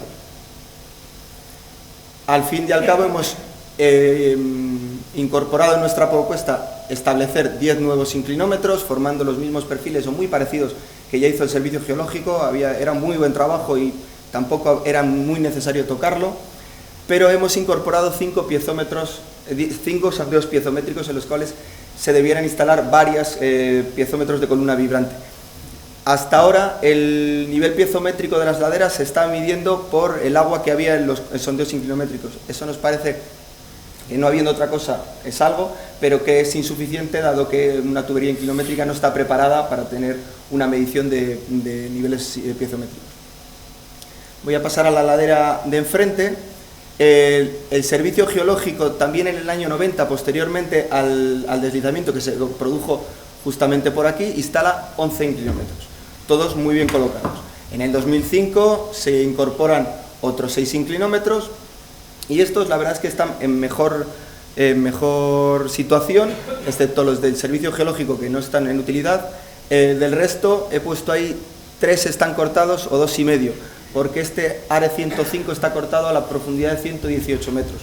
Estamos hablando de inclinómetros bastante profundos, que es debido a ese gran paleodeslizamiento, pero nos está marcando que no tenemos ningún problema por encima. ¿Qué es lo que vamos a proponer? Pues colocar otros 12 inclinómetros, esta vez sí en la parte más baja de la ladera, dado que el miedo que tenemos o la incertidumbre que tenemos es de movimientos más pequeños, no que se mueva la ladera completa, sino que se vayan a mover pequeños lóbulos. Y además hemos incluido 2 zonas, que es esta de aquí, la zona 15 y la zona 11, que no estaban instrumentadas, pero el INSAR nos daba que, bueno, que había algunos movimientos que, bueno, que es mejor tener en previsión. A su vez, hemos incorporado 6 sondeos piezométricos, también en la parte de baja, que es la que creemos que está influenciada por el nivel de embalse en los movimientos. Y por último, en la zona de la presa, la Confederación instaló 11 inclinómetros, solo 2 de ellos están cortados, y de repente nosotros decimos 11 nuevos inclinómetros. Parece una barbaridad cuando solo se han cortado 9 y el resto están funcionando, pero en esto hemos incluido los 7 inclinómetros de los que habló Cristina para el control de las obras del aliviadero primitivo, y poder así tener instrumentada las obras y una ladera que es bastante complicada. A su vez, hemos incorporado la medición de niveles piezométricos mediante 4 sondeos piezométricos en los que habrá que colocar diferentes cuerdas de piezómetros de cuerda vibrante a diferentes profundidades. Y para resumir un poco y concluir, pues incorporamos 13 nuevos sondeos inclinométricos, 15 que formarán 15 perfiles de medición de movimientos, 15 sondeos piezométricos, y no me puedo olvidar aquí de un sistema de auscultación topográfica. En su momento ya estuvo funcionando un sistema de auscultación mediante GPS que dejó de utilizarse. Nosotros creemos que es una de las buenas medidas para hacer el seguimiento de laderas, nos está dando movimientos superficiales y que además con el pequeño análisis que hemos hecho INSAR vemos que son muy fáciles de complementar con esos tipos de análisis que si se pueden hacer pues vendrían muy bien para incluso para auscultar zonas que no hemos colocado inclinómetros o que no hemos propuesto inclinómetros porque pensamos que no es tan necesario, pero así tener una monitorización más clara de todo el embalse. Y eso es todo. Muchas gracias. Pues muchísimas gracias, Diego. Y ahora continuamos y terminamos con una presentación que nos va a hacer Javier Rodríguez Arévalo, que es doctor en Geología por la Complutense, con estudios de posgrado en Estados Unidos, en la Johns Hopkins, y actualmente es el jefe del área de aplicaciones isotópicas del Centro de Estudio de Técnicas Aplicadas. Nos va a mostrar el uso de las técnicas isotópicas a estudios de estanqueidad en embalses que se han hecho desde el CETA dentro de la Confederación del Júcar. Cuando quiera, Javier, muchas gracias.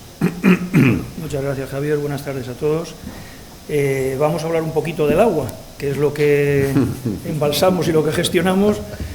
La presentación con este título la he organizado en dos partes. Una primera para explicar un poco en qué se basan estas técnicas, a ver si así entendemos un poquito mejor, porque entiendo que son algo seguramente novedoso para vosotros, aunque también tienen mi edad en aplicaciones en hidrología.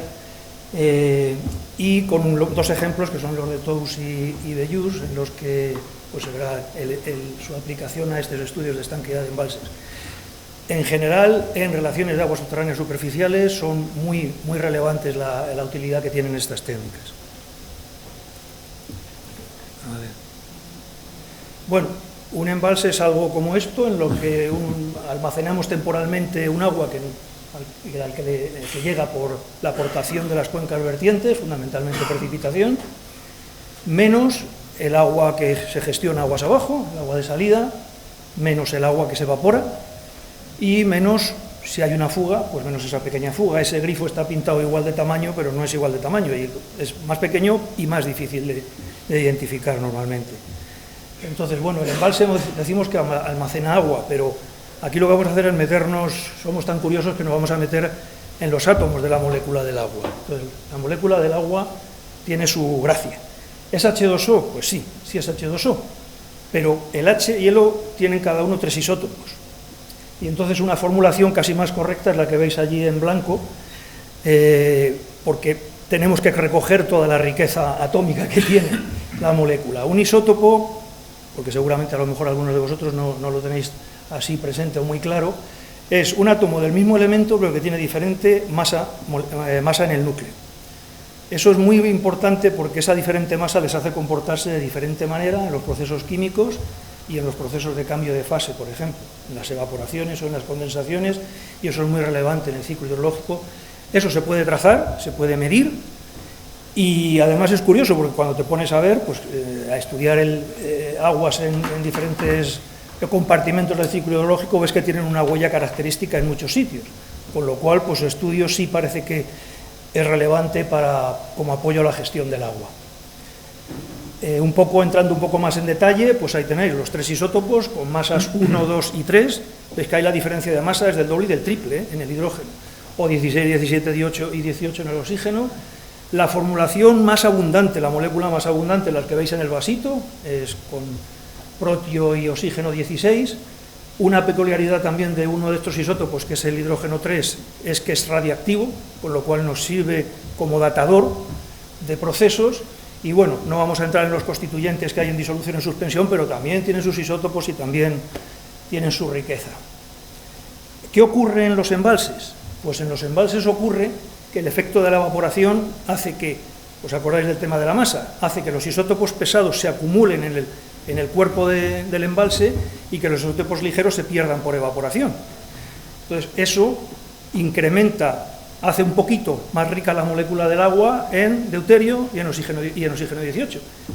Lo podemos medir, los isótopos estables con espectrometría de masas, y el tritio, que ya os decía que es radiactivo y nos sirve de reloj, con concentración electrolítica y centelleo líquido, que son los métodos que tenemos en los laboratorios del CEDES operativos. Lo que hacemos con estos datos, pues básicamente es tratarlos en forma de gráficos cartesianos para hacer una simplificación y para que sea bastante visual. Y en el de la izquierda lo que tenéis, bueno, el de la izquierda vuestro sí, lo que tenéis es en el eje de ordenadas lo que medimos en la molécula del agua en relación con la diferencia que vemos de masa en los isótopos del hidrógeno, y en alcisas lo mismo que medimos pero en el oxígeno. En el tritio lo que hacemos es medir su actividad y en función del tiempo lo que hacemos es ubicar su... A ver, en el tritio que se origina de forma natural en la atmósfera genera una señal constante, que es la que veis arriba en puntitos, en la precipitación desde hace ya varios años.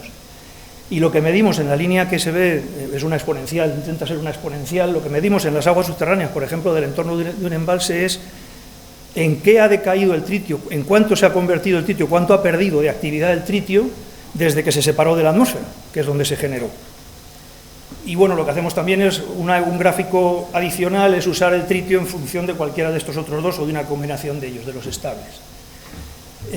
Con este potencial, que ya se había descubierto hacía mucho tiempo, pero nosotros seguíamos trabajando en esto que veis aquí en el lado izquierdo, seguíamos trabajando en colorear, en trazado químico, algo que tenía unas aplicaciones bastante locales y además cierto riesgo tanto para el personal como para el medio ambiente. Pues hemos ido poco a poco moviéndonos hacia estos estudios de isótopos estables o de isótopos ambientales, incluido el tritio, en el que lo que hacemos es medir su composición, la composición isotópica de la precipitación, en unas 20 estaciones que tenemos en España y luego en estudios locales, estaciones en las que colabora el AEMET, la AEMET.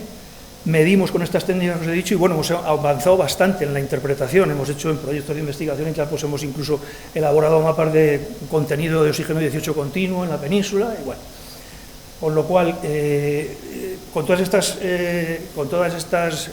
desarrollos, ahora nos vamos a los embalses, para que veáis el grafiquito este de la izquierda que os decía, pues para que veáis en algunos embalses de España en los que hemos trabajado que sí que se ve diferencia, lo cual da juego. Esto es la clave. Si todos los embalses o todas las aguas de precipitación fueran iguales, no tendríamos mucha cabida, no distinguiríamos nada. Pero en la izquierda veis que varios embalses tienen composición isotópica muy distinta, y moviéndonos a la demarcación del Júcar, al río Júcar, de hecho, desde su cabecera hasta el embalse de Tous, uno de los que vamos a hablar ahora, pues veis cómo la composición isotópica va variando según le van entrando aguas de los diferentes embalses. Se va combinando el efecto de la evaporación que se va viendo, pues básicamente los embalses del trasvase del Tajo. Entonces, vamos a entrar en los dos ejemplos de la Confederación o de la demarcación del Júcar. En el embalse de Tous, aquí tenéis una vista desde la margen izquierda hacia la margen derecha. Aquí lo que nos planteaba la Confederación es una serie de surgencias y de arroyos que están en esa margen derecha, aguas abajo de la cerrada, por aquí. Tienen agua del embalse, porque lo que vemos es que parece que cuando sube el nivel del agua en el embalse, suben los caudales de estos manantiales y de estos arroyos. Entonces, pues lo que hacemos cuando se nos plantea esta pregunta, lo primero es diseñar una campaña de muestreo en momentos que sean suficientemente representativos de momentos hidrológicos representativos, hidráulicos. Aquí tenéis en gráficos la precipitación abajo y el nivel del embalse arriba, en 2 años naturales, y los puntos amarillos son las campañas de muestreo que hemos ideado nosotros para no perder ninguno de esos momentos que creemos representativos, en colaboración con la Confederación.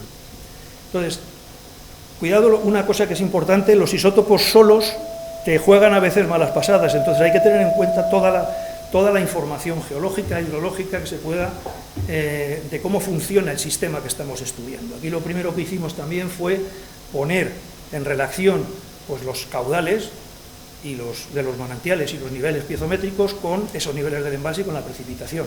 En el gráfico de la izquierda tenéis, no sé si lo veo, bueno, el gráfico de la izquierda tenéis el nivel del embalse otra vez en un medio año más que el de antes, la precipitación, y aquí también nivel del embalse y precipitación para solo medio año.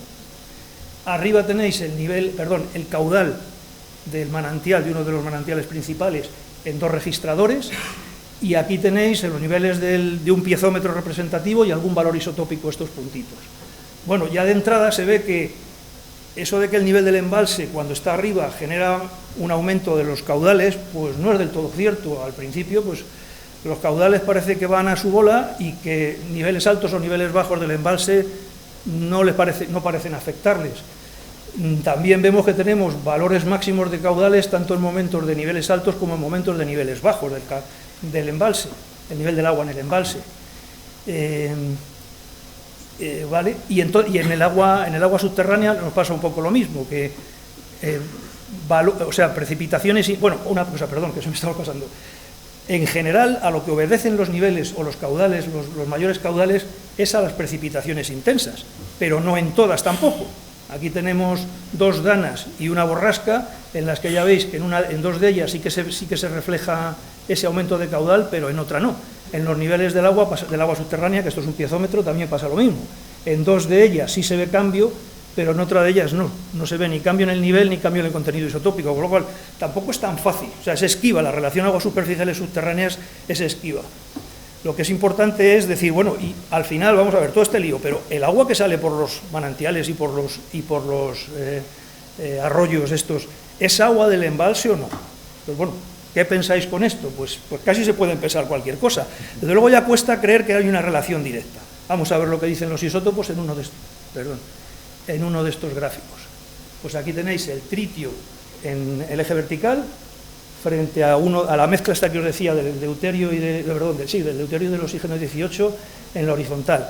Veis 2 grupos distintos en el que las aguas subterráneas las aguas subterráneas que son las que emanan por estos manantiales y las que captamos en esos piezómetros, están en una posición muy distinta y separada de las aguas del embalse, con lo cual de momento no parece que por esta zona esté el agua que llevan estos drenes estos arroyos y estos manantiales tengan que ver con el embalse. Sí es agua del embalse, la de una galería de la presa, que sí nos incluyeron en el estudio y se ha visto que sí.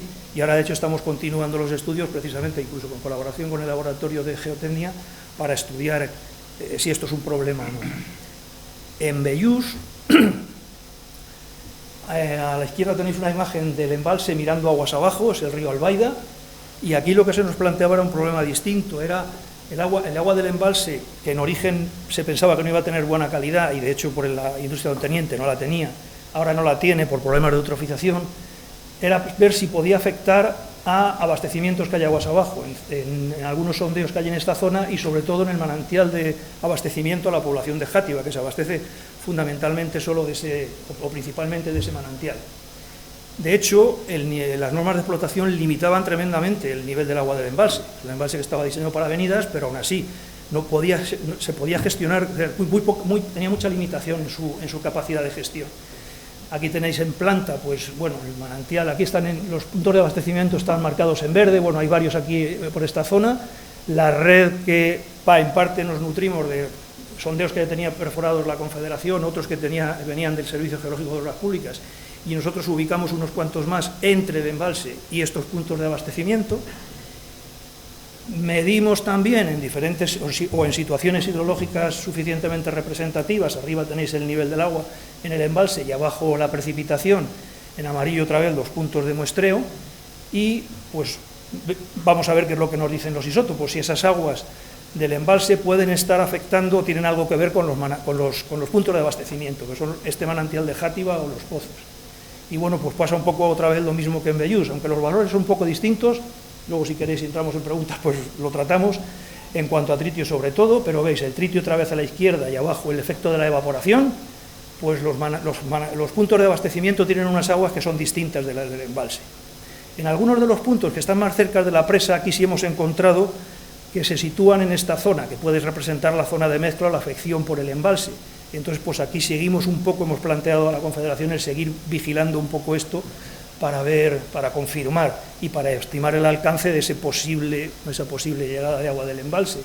De hecho, aquí lo que hicimos también fue un estudio bastante bonito, aguas abajo, usando la capacidad que te dan los isótopos de que las mezclas de agua siguen líneas rectas. Entonces aquí, en esta zona esto de aquí es el río Albaida, aguas abajo del embalse, y veis que se sitúa en una línea entre las aguas de abastecimiento y las aguas del embalse. ¿Por qué? Pues porque hay una serie de surgencias que aportan agua al río, agua subterránea con esta composición isotópica, y modifican el agua del embalse. Haciendo un juego de balance de masas, pues hemos visto que el agua que sale del embalse coincide más o menos con el agua que suelta y que lo que recibe y hace aumentar su caudal es fundamentalmente esta agua subterránea, que además mejora bastante su calidad aguas abajo. Y bueno, yo creo que... Uy, perdón, que me he ido para atrás. Yo creo que aquí acabábamos con las conclusiones. Bueno, las técnicas isotópicas pues quizás son poco conocidas, pero desde luego no son nada destructivas y creemos que son útiles. Permiten trazar la precipitación y seguir su huella en la escorrentía superficial y subterránea. Es importante esto que os decía, de no olvidarse de dónde estás, de que hay que conocer el medio todo lo que se pueda. Interpretar conjuntamente esa información con los datos isotópicos, y esto nos sirve mucho para detectar zonas de mezcla y evaluar la estanquidad de embalses, zonas de mezcla de agua superficial y subterránea, y evaluar la estanquidad de embalses, y para muchas otras cosas. Ahora casi estamos metidos más en problemas de contaminación en otros embalses, y bueno, pues el potencial que tienen estas técnicas, pues espero que hayamos podido demostrarlo. Y nada más, muchas gracias de parte de todos. Pues muchísimas gracias, Javier. Ha sido un cambio radical de tercio, de pasar de la hidráulica a las técnicas isotópicas. Podemos dar por cerrada esta sesión primera de la tarde, agradeciendo a Cristina, a Manuel, a Juan José, a Diego y a Javier sus aportaciones, el conocimiento que han demostrado sobre la materia. Y sobre todo la simplicidad para explicar los conceptos, muchas veces realmente complejos de entender y de aprender. O sea que muchísimas gracias a todos por vuestra participación y hasta la próxima. Pasamos a la siguiente sesión. Muchas gracias. Bueno, pues sin más dilación vamos a pasar a la sesión cuarta y última de la jornada, que le corresponde a la Confederación Hidrográfica del Ebro, y que, como dirían los ingleses, es la última, pero no es la menor. Nos va a hacer su primera intervención Francisco Hijós, que es el director técnico de la Confederación Hidrográfica del Ebro. Nos va a hacer una presentación sobre esta confederación. Donde quieras.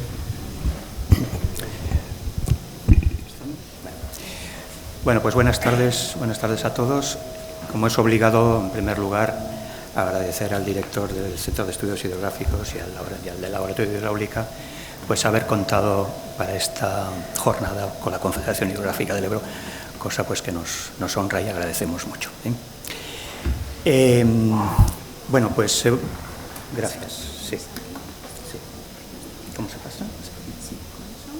Muy bien.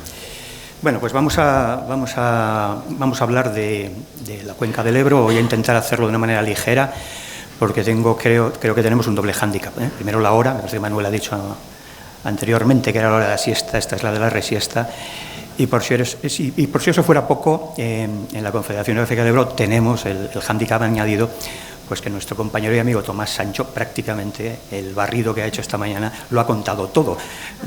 Yo ya lo sospechaba, y en consecuencia pues voy a intentar pues hacer una exposición ligera y con una orientación pues ligeramente distinta. Fundamentalmente el mensaje fundamental que me gustaría lanzar es que creo que no hay mejor compañero de viaje para un organismo de cuenca pues que esta casa. ¿Por qué digo esto? Pues porque creo que nos unen muchas cosas. El centro es prácticamente quinto de los organismos de cuenca, tenemos ya pues los 90 años casi, y creo pues que tenemos un recorrido pues muy similar, ¿no? Muy similar del pasado, que nos ha trasladado hasta este presente, y esperemos pues que a un futuro también pues muy amplio y muy rico. Tal como la directora de la Confederación del Guadalquivir pues ha señalado, con el CEDEX, desde su fundación en el año 57, pues hemos hecho ese viaje a lo largo de ya más de 60 años, un viaje en el espacio y en el tiempo, que es lo que voy a intentar contarles ahora a ustedes. Me digo que voy a intentar hacer una exposición ligera en cómo hemos hecho ese viaje juntos a lo largo de la geografía del Ebro y a lo largo de estos 65 años casi. Para ponernos en contexto, pues unos datos muy breves. La cuenca del Ebro, pues bueno, es una cuenca con unos 89.000 kilómetros cuadrados, unas 250 presas de distinta de distinta naturaleza y titulares, de las cuales 56 pues, corresponden al Estado. Dentro de esas 56 presas pues, tenemos tipologías muy diversas. Me atrevería a decir que salvo las de contrafuertes y bóvedas múltiples, pues las tenemos prácticamente todas ellas representadas. Las tenemos representadas con un sesgo bastante acentuado. Me atrevería a decir que el eje del Ebro, el Ebro es el eje, la cordillera prepirenaica y la ibérica marcarían el límite donde se implantan presas de fábrica, presas pues, bueno, de mampostería, de hormigón ciclópeo o de hormigón en masa, y luego nos queda la cuenca terciaria, donde pues, tenemos la más nutrida población pues, de presas de materiales sueltos. Aproximadamente de esas 56 pues, podríamos simplificar diciendo que un 60% son de fábrica y un 40% aproximadamente de materiales sueltos. Respecto a los trabajos que históricamente pues, hemos compartido, el CES ha compartido con nosotros, pues como ven ustedes ahí, hemos identificado unas 20 presas a lo largo de la historia. Hemos tenido un sesgo muy importante a lo largo de las décadas de los años 80 y 90, en la que, pues fundamentalmente, sobre todo pues en los primeros años, lo que se producían eran modelizaciones de aliviaderos, ¿no? Nuestros mayores era algo que les preocupaba notablemente, y sus primeros esfuerzos iban orientados pues, a una buena definición y a unas buenas soluciones en materia de aliviaderos de presas, fundamentalmente de fábrica. Con posterioridad se fueron ampliando pues, esos trabajos a otros órganos de desagüe y evidentemente ya pues, conforme el siglo avanzaba pues, se extendieron a otro tipo de trabajos de los cuales también hay unas pequeñas pinceladas, pues las batimetrías, los estudios limnológicos, hasta las escalas de peces en algún caso, en fin, una variedad de trabajos muy rica. ¿Y dónde empezamos en el Ebro? Pues empezamos en un río, vamos a hacer ese viaje que les he dicho, vamos a hacer un viaje de este a oeste y de norte a sur, en el tiempo. ¿Dónde empieza nuestra relación? Pues empieza en el extremo oeste de la cuenca, en un río que es el río Noguera-Ribagorzana, en donde en los años 50 pues, había un importante impulso para lo que entonces se denominaba el aprovechamiento integral de los ríos. Es decir, se trataba de conseguir, mediante la construcción de un número muy elevado de presas, en concreto en esta cuenca finalmente se construyeron 6 grandes presas, más un número más reducido de otras presas de menor entidad, pues el aprovechamiento integral, la regulación integral y un carácter hiperanual de esos embalses con un objetivo que era la producción hidroeléctrica y de paso pues asegurar también la producción agrícola mediante el regadío y el abastecimiento. Esta es una empresa en la que el INI, entonces recién creado, pues tiene el protagonismo. Es Estado, es una empresa estatal, crea una filial, la Empresa Nacional de Hidroeléctrica del Ribagorzana, que en un tiempo récord, en menos de una década, pues construye esos 6 embalses. El último de ellos lo atribuye el Estado, es la presa de Santana, es el último, el que ya se abría a la llanura, el último ya en las últimas estribaciones prepireneicas, y en el año 1958, un año después, efectivamente, de que esta casa pues fuera ya pues, designada como organismo autónomo y empezara a funcionar ya con su personalidad jurídica actual, pues un año después, ya pues en la Confederación del Ebro se produce el primer encargo, que es pues ese aliviadero que ven ustedes allí, de la presa de Santana, en un emplazamiento bastante angosto, en donde, pues bueno, realmente pues yo creo que se produce un acierto pleno, porque a lo largo de estos últimos años ha vertido varias veces y lo ha hecho pues prácticamente sin tener que tocar pues, a ningún aspecto de diseño. A la izquierda tenemos el mapa de la cuenca del Noguera-Ribagorzana con ese esquema de aprovechamiento integral. Y bueno, y no me resisto a comentar pues, un aspecto formal, ¿no? Vean ustedes pues, cómo eran los informes del Centro de Estudios Hidrográficos en los años 50. A mí personalmente pues, me parece pues, un prodigio de buen gusto, aparte de rigor técnico, pues esos balduques, esa caligrafía, la minuciosidad en la delineación, los planos, las plumillas, las tintas, en fin, una pequeña delicia. En los años 60 seguimos en ese viaje, nos vamos desplazando hacia el este. ¿Y qué nos encontramos? Pues nos encontramos con los planes de desarrollo, con los grandes sistemas del Estado, pues son los tiempos pues, de riegos del Alto Aragón, del Plan Badajoz, y allí pues, hay un río, que es el río Cinca, del cual pues, tenemos ahí la cuenca, en la que hay pues, un importante esfuerzo por parte del Estado en la construcción de 2 embalses importantes, Mediano y El Grado. Mediano se acaba un poquito antes y desgraciadamente pues, no tuvo la oportunidad pues, de experimentar en el centro pues, sus órganos de desagüe. Es cierto que sí que había habido ensayos en modelo reducido en el Noguera-Ribagorzana. Yo creo que allí pues, el hecho de que el INI y que personalidades egregias como Eduardo Torroja trabajaran también en el embalse de Canelles hizo que yo creo que la Escuela de Caminos pues, tuviera también participación pues en modelos parecidos a los que luego pues nos ocuparon a nosotros. En este caso concreto, pues tenemos la presa del Grado a la derecha, con un aliviadero capaz de evacuar pues, 3.200 metros cúbicos por segundo. Vean ustedes que todavía no aparecen los desagües de fondo. Años 70, pues seguimos viajando hacia el oeste, en este caso el río Gállego. Todos son ríos, como ven ustedes, pirenaicos, ríos que discurren de norte a sur y en donde pues, hay un importante esfuerzo por parte del Estado en regularlos. En este caso concreto son también dos embalses, Búbal y Lanuza. En este caso concreto vemos Lanuza, vemos ahí el informe del año 73, si no veo mal, con bueno, pues una solución de desagües de fondo, un desagüe intermedio y un aliviadero de superficie que nunca se construyó. Vemos también pues, que ya los desagües de fondo empiezan a entrar en la ecuación, empiezan a modelizarse, a analizarse, a plantearse problemas, a la aireación, las vibraciones, etc. Seguimos en ese periplo y bueno, he elegido este ejemplo como un ejemplo de persistencia o de persistencia en el tiempo, ¿no? Tenemos una presa, volvemos al este momentáneamente, nos vamos al Segre, en Cataluña, y a una presa llamada Rial, presa pues que ya ven ustedes que el año 77 pues es testada, en esta casa pues se realiza un modelo para comprobar pues las características de un aliviadero de una presa en materiales sueltos con unas dimensiones superiores a las que finalmente se construyó. Presa pues con un núcleo central, en fin, una disposición clásica que bueno, sufre ciertas vicisitudes de todo tipo, entre otras cosas, pues un importante traslado de poblaciones que hace que se vaya retrasando.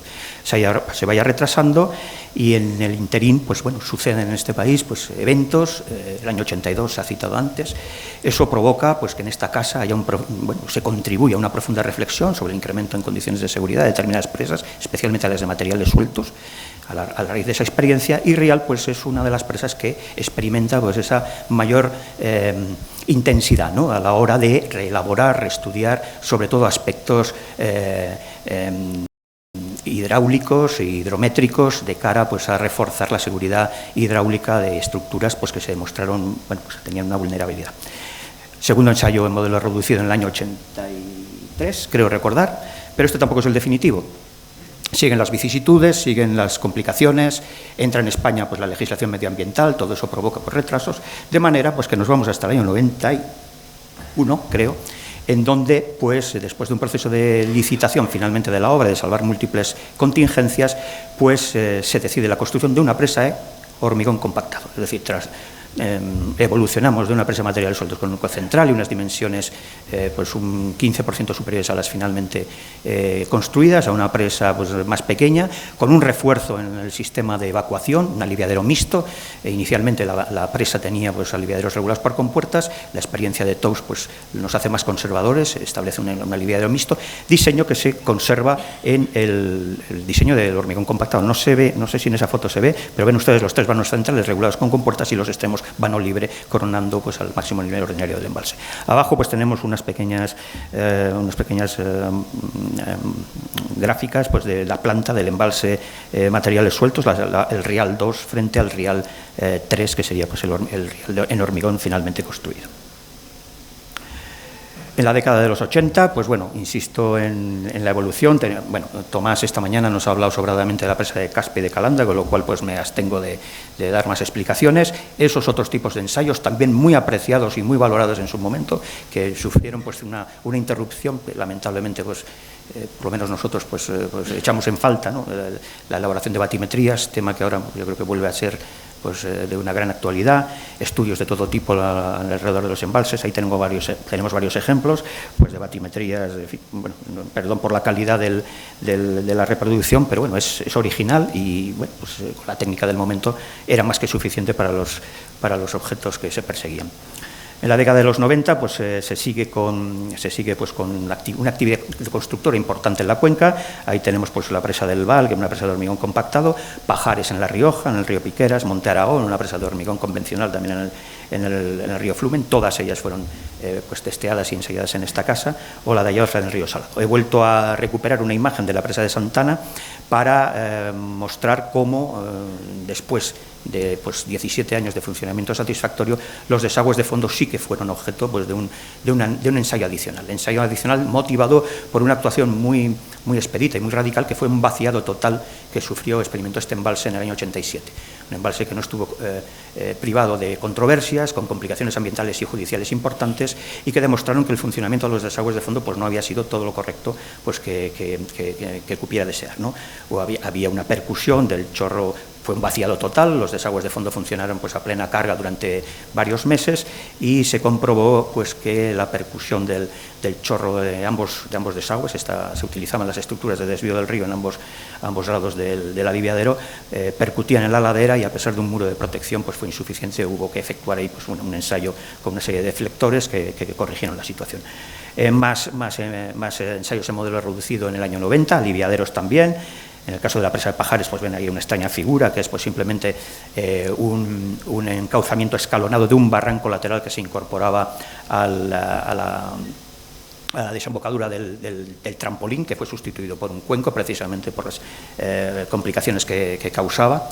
Y no me resisto, a pesar de que Tomás lo ha apuntado también esta mañana, pues a citar expresamente pues este informe, ¿no? Esta contribución del Centro de Estudios a una verdadera calamidad, una verdadera desgracia que sufrimos en la cuenca en el año 1996, como también nos ha recordado Tomás esta mañana, con motivo pues de la destrucción de un camping con una pérdida de vidas pues muy importante, ¿no?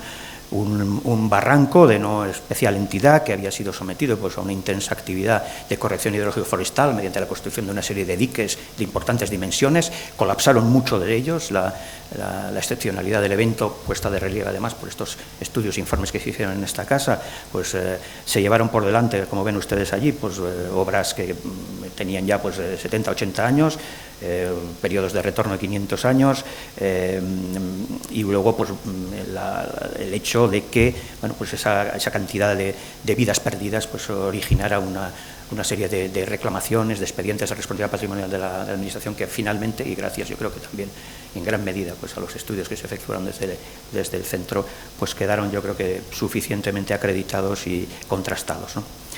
La actividad constructora del siglo XXI ha continuado en nuestra cuenca, varias presas, Mularroya, ven ustedes ahí material suelto, Soto de Terroba, se ha hablado y creo que se va a volver a hablar ahora, la presa de Yesa, de la que también vamos a hablar ahora, distintas fases también de modelización y ya pues, en la recta final de la definición última de los aliviaderos de la misma, y por último, bueno, los desagües del embalse del Ebro, que también, pues, también son objeto pues, de actuaciones en esta casa.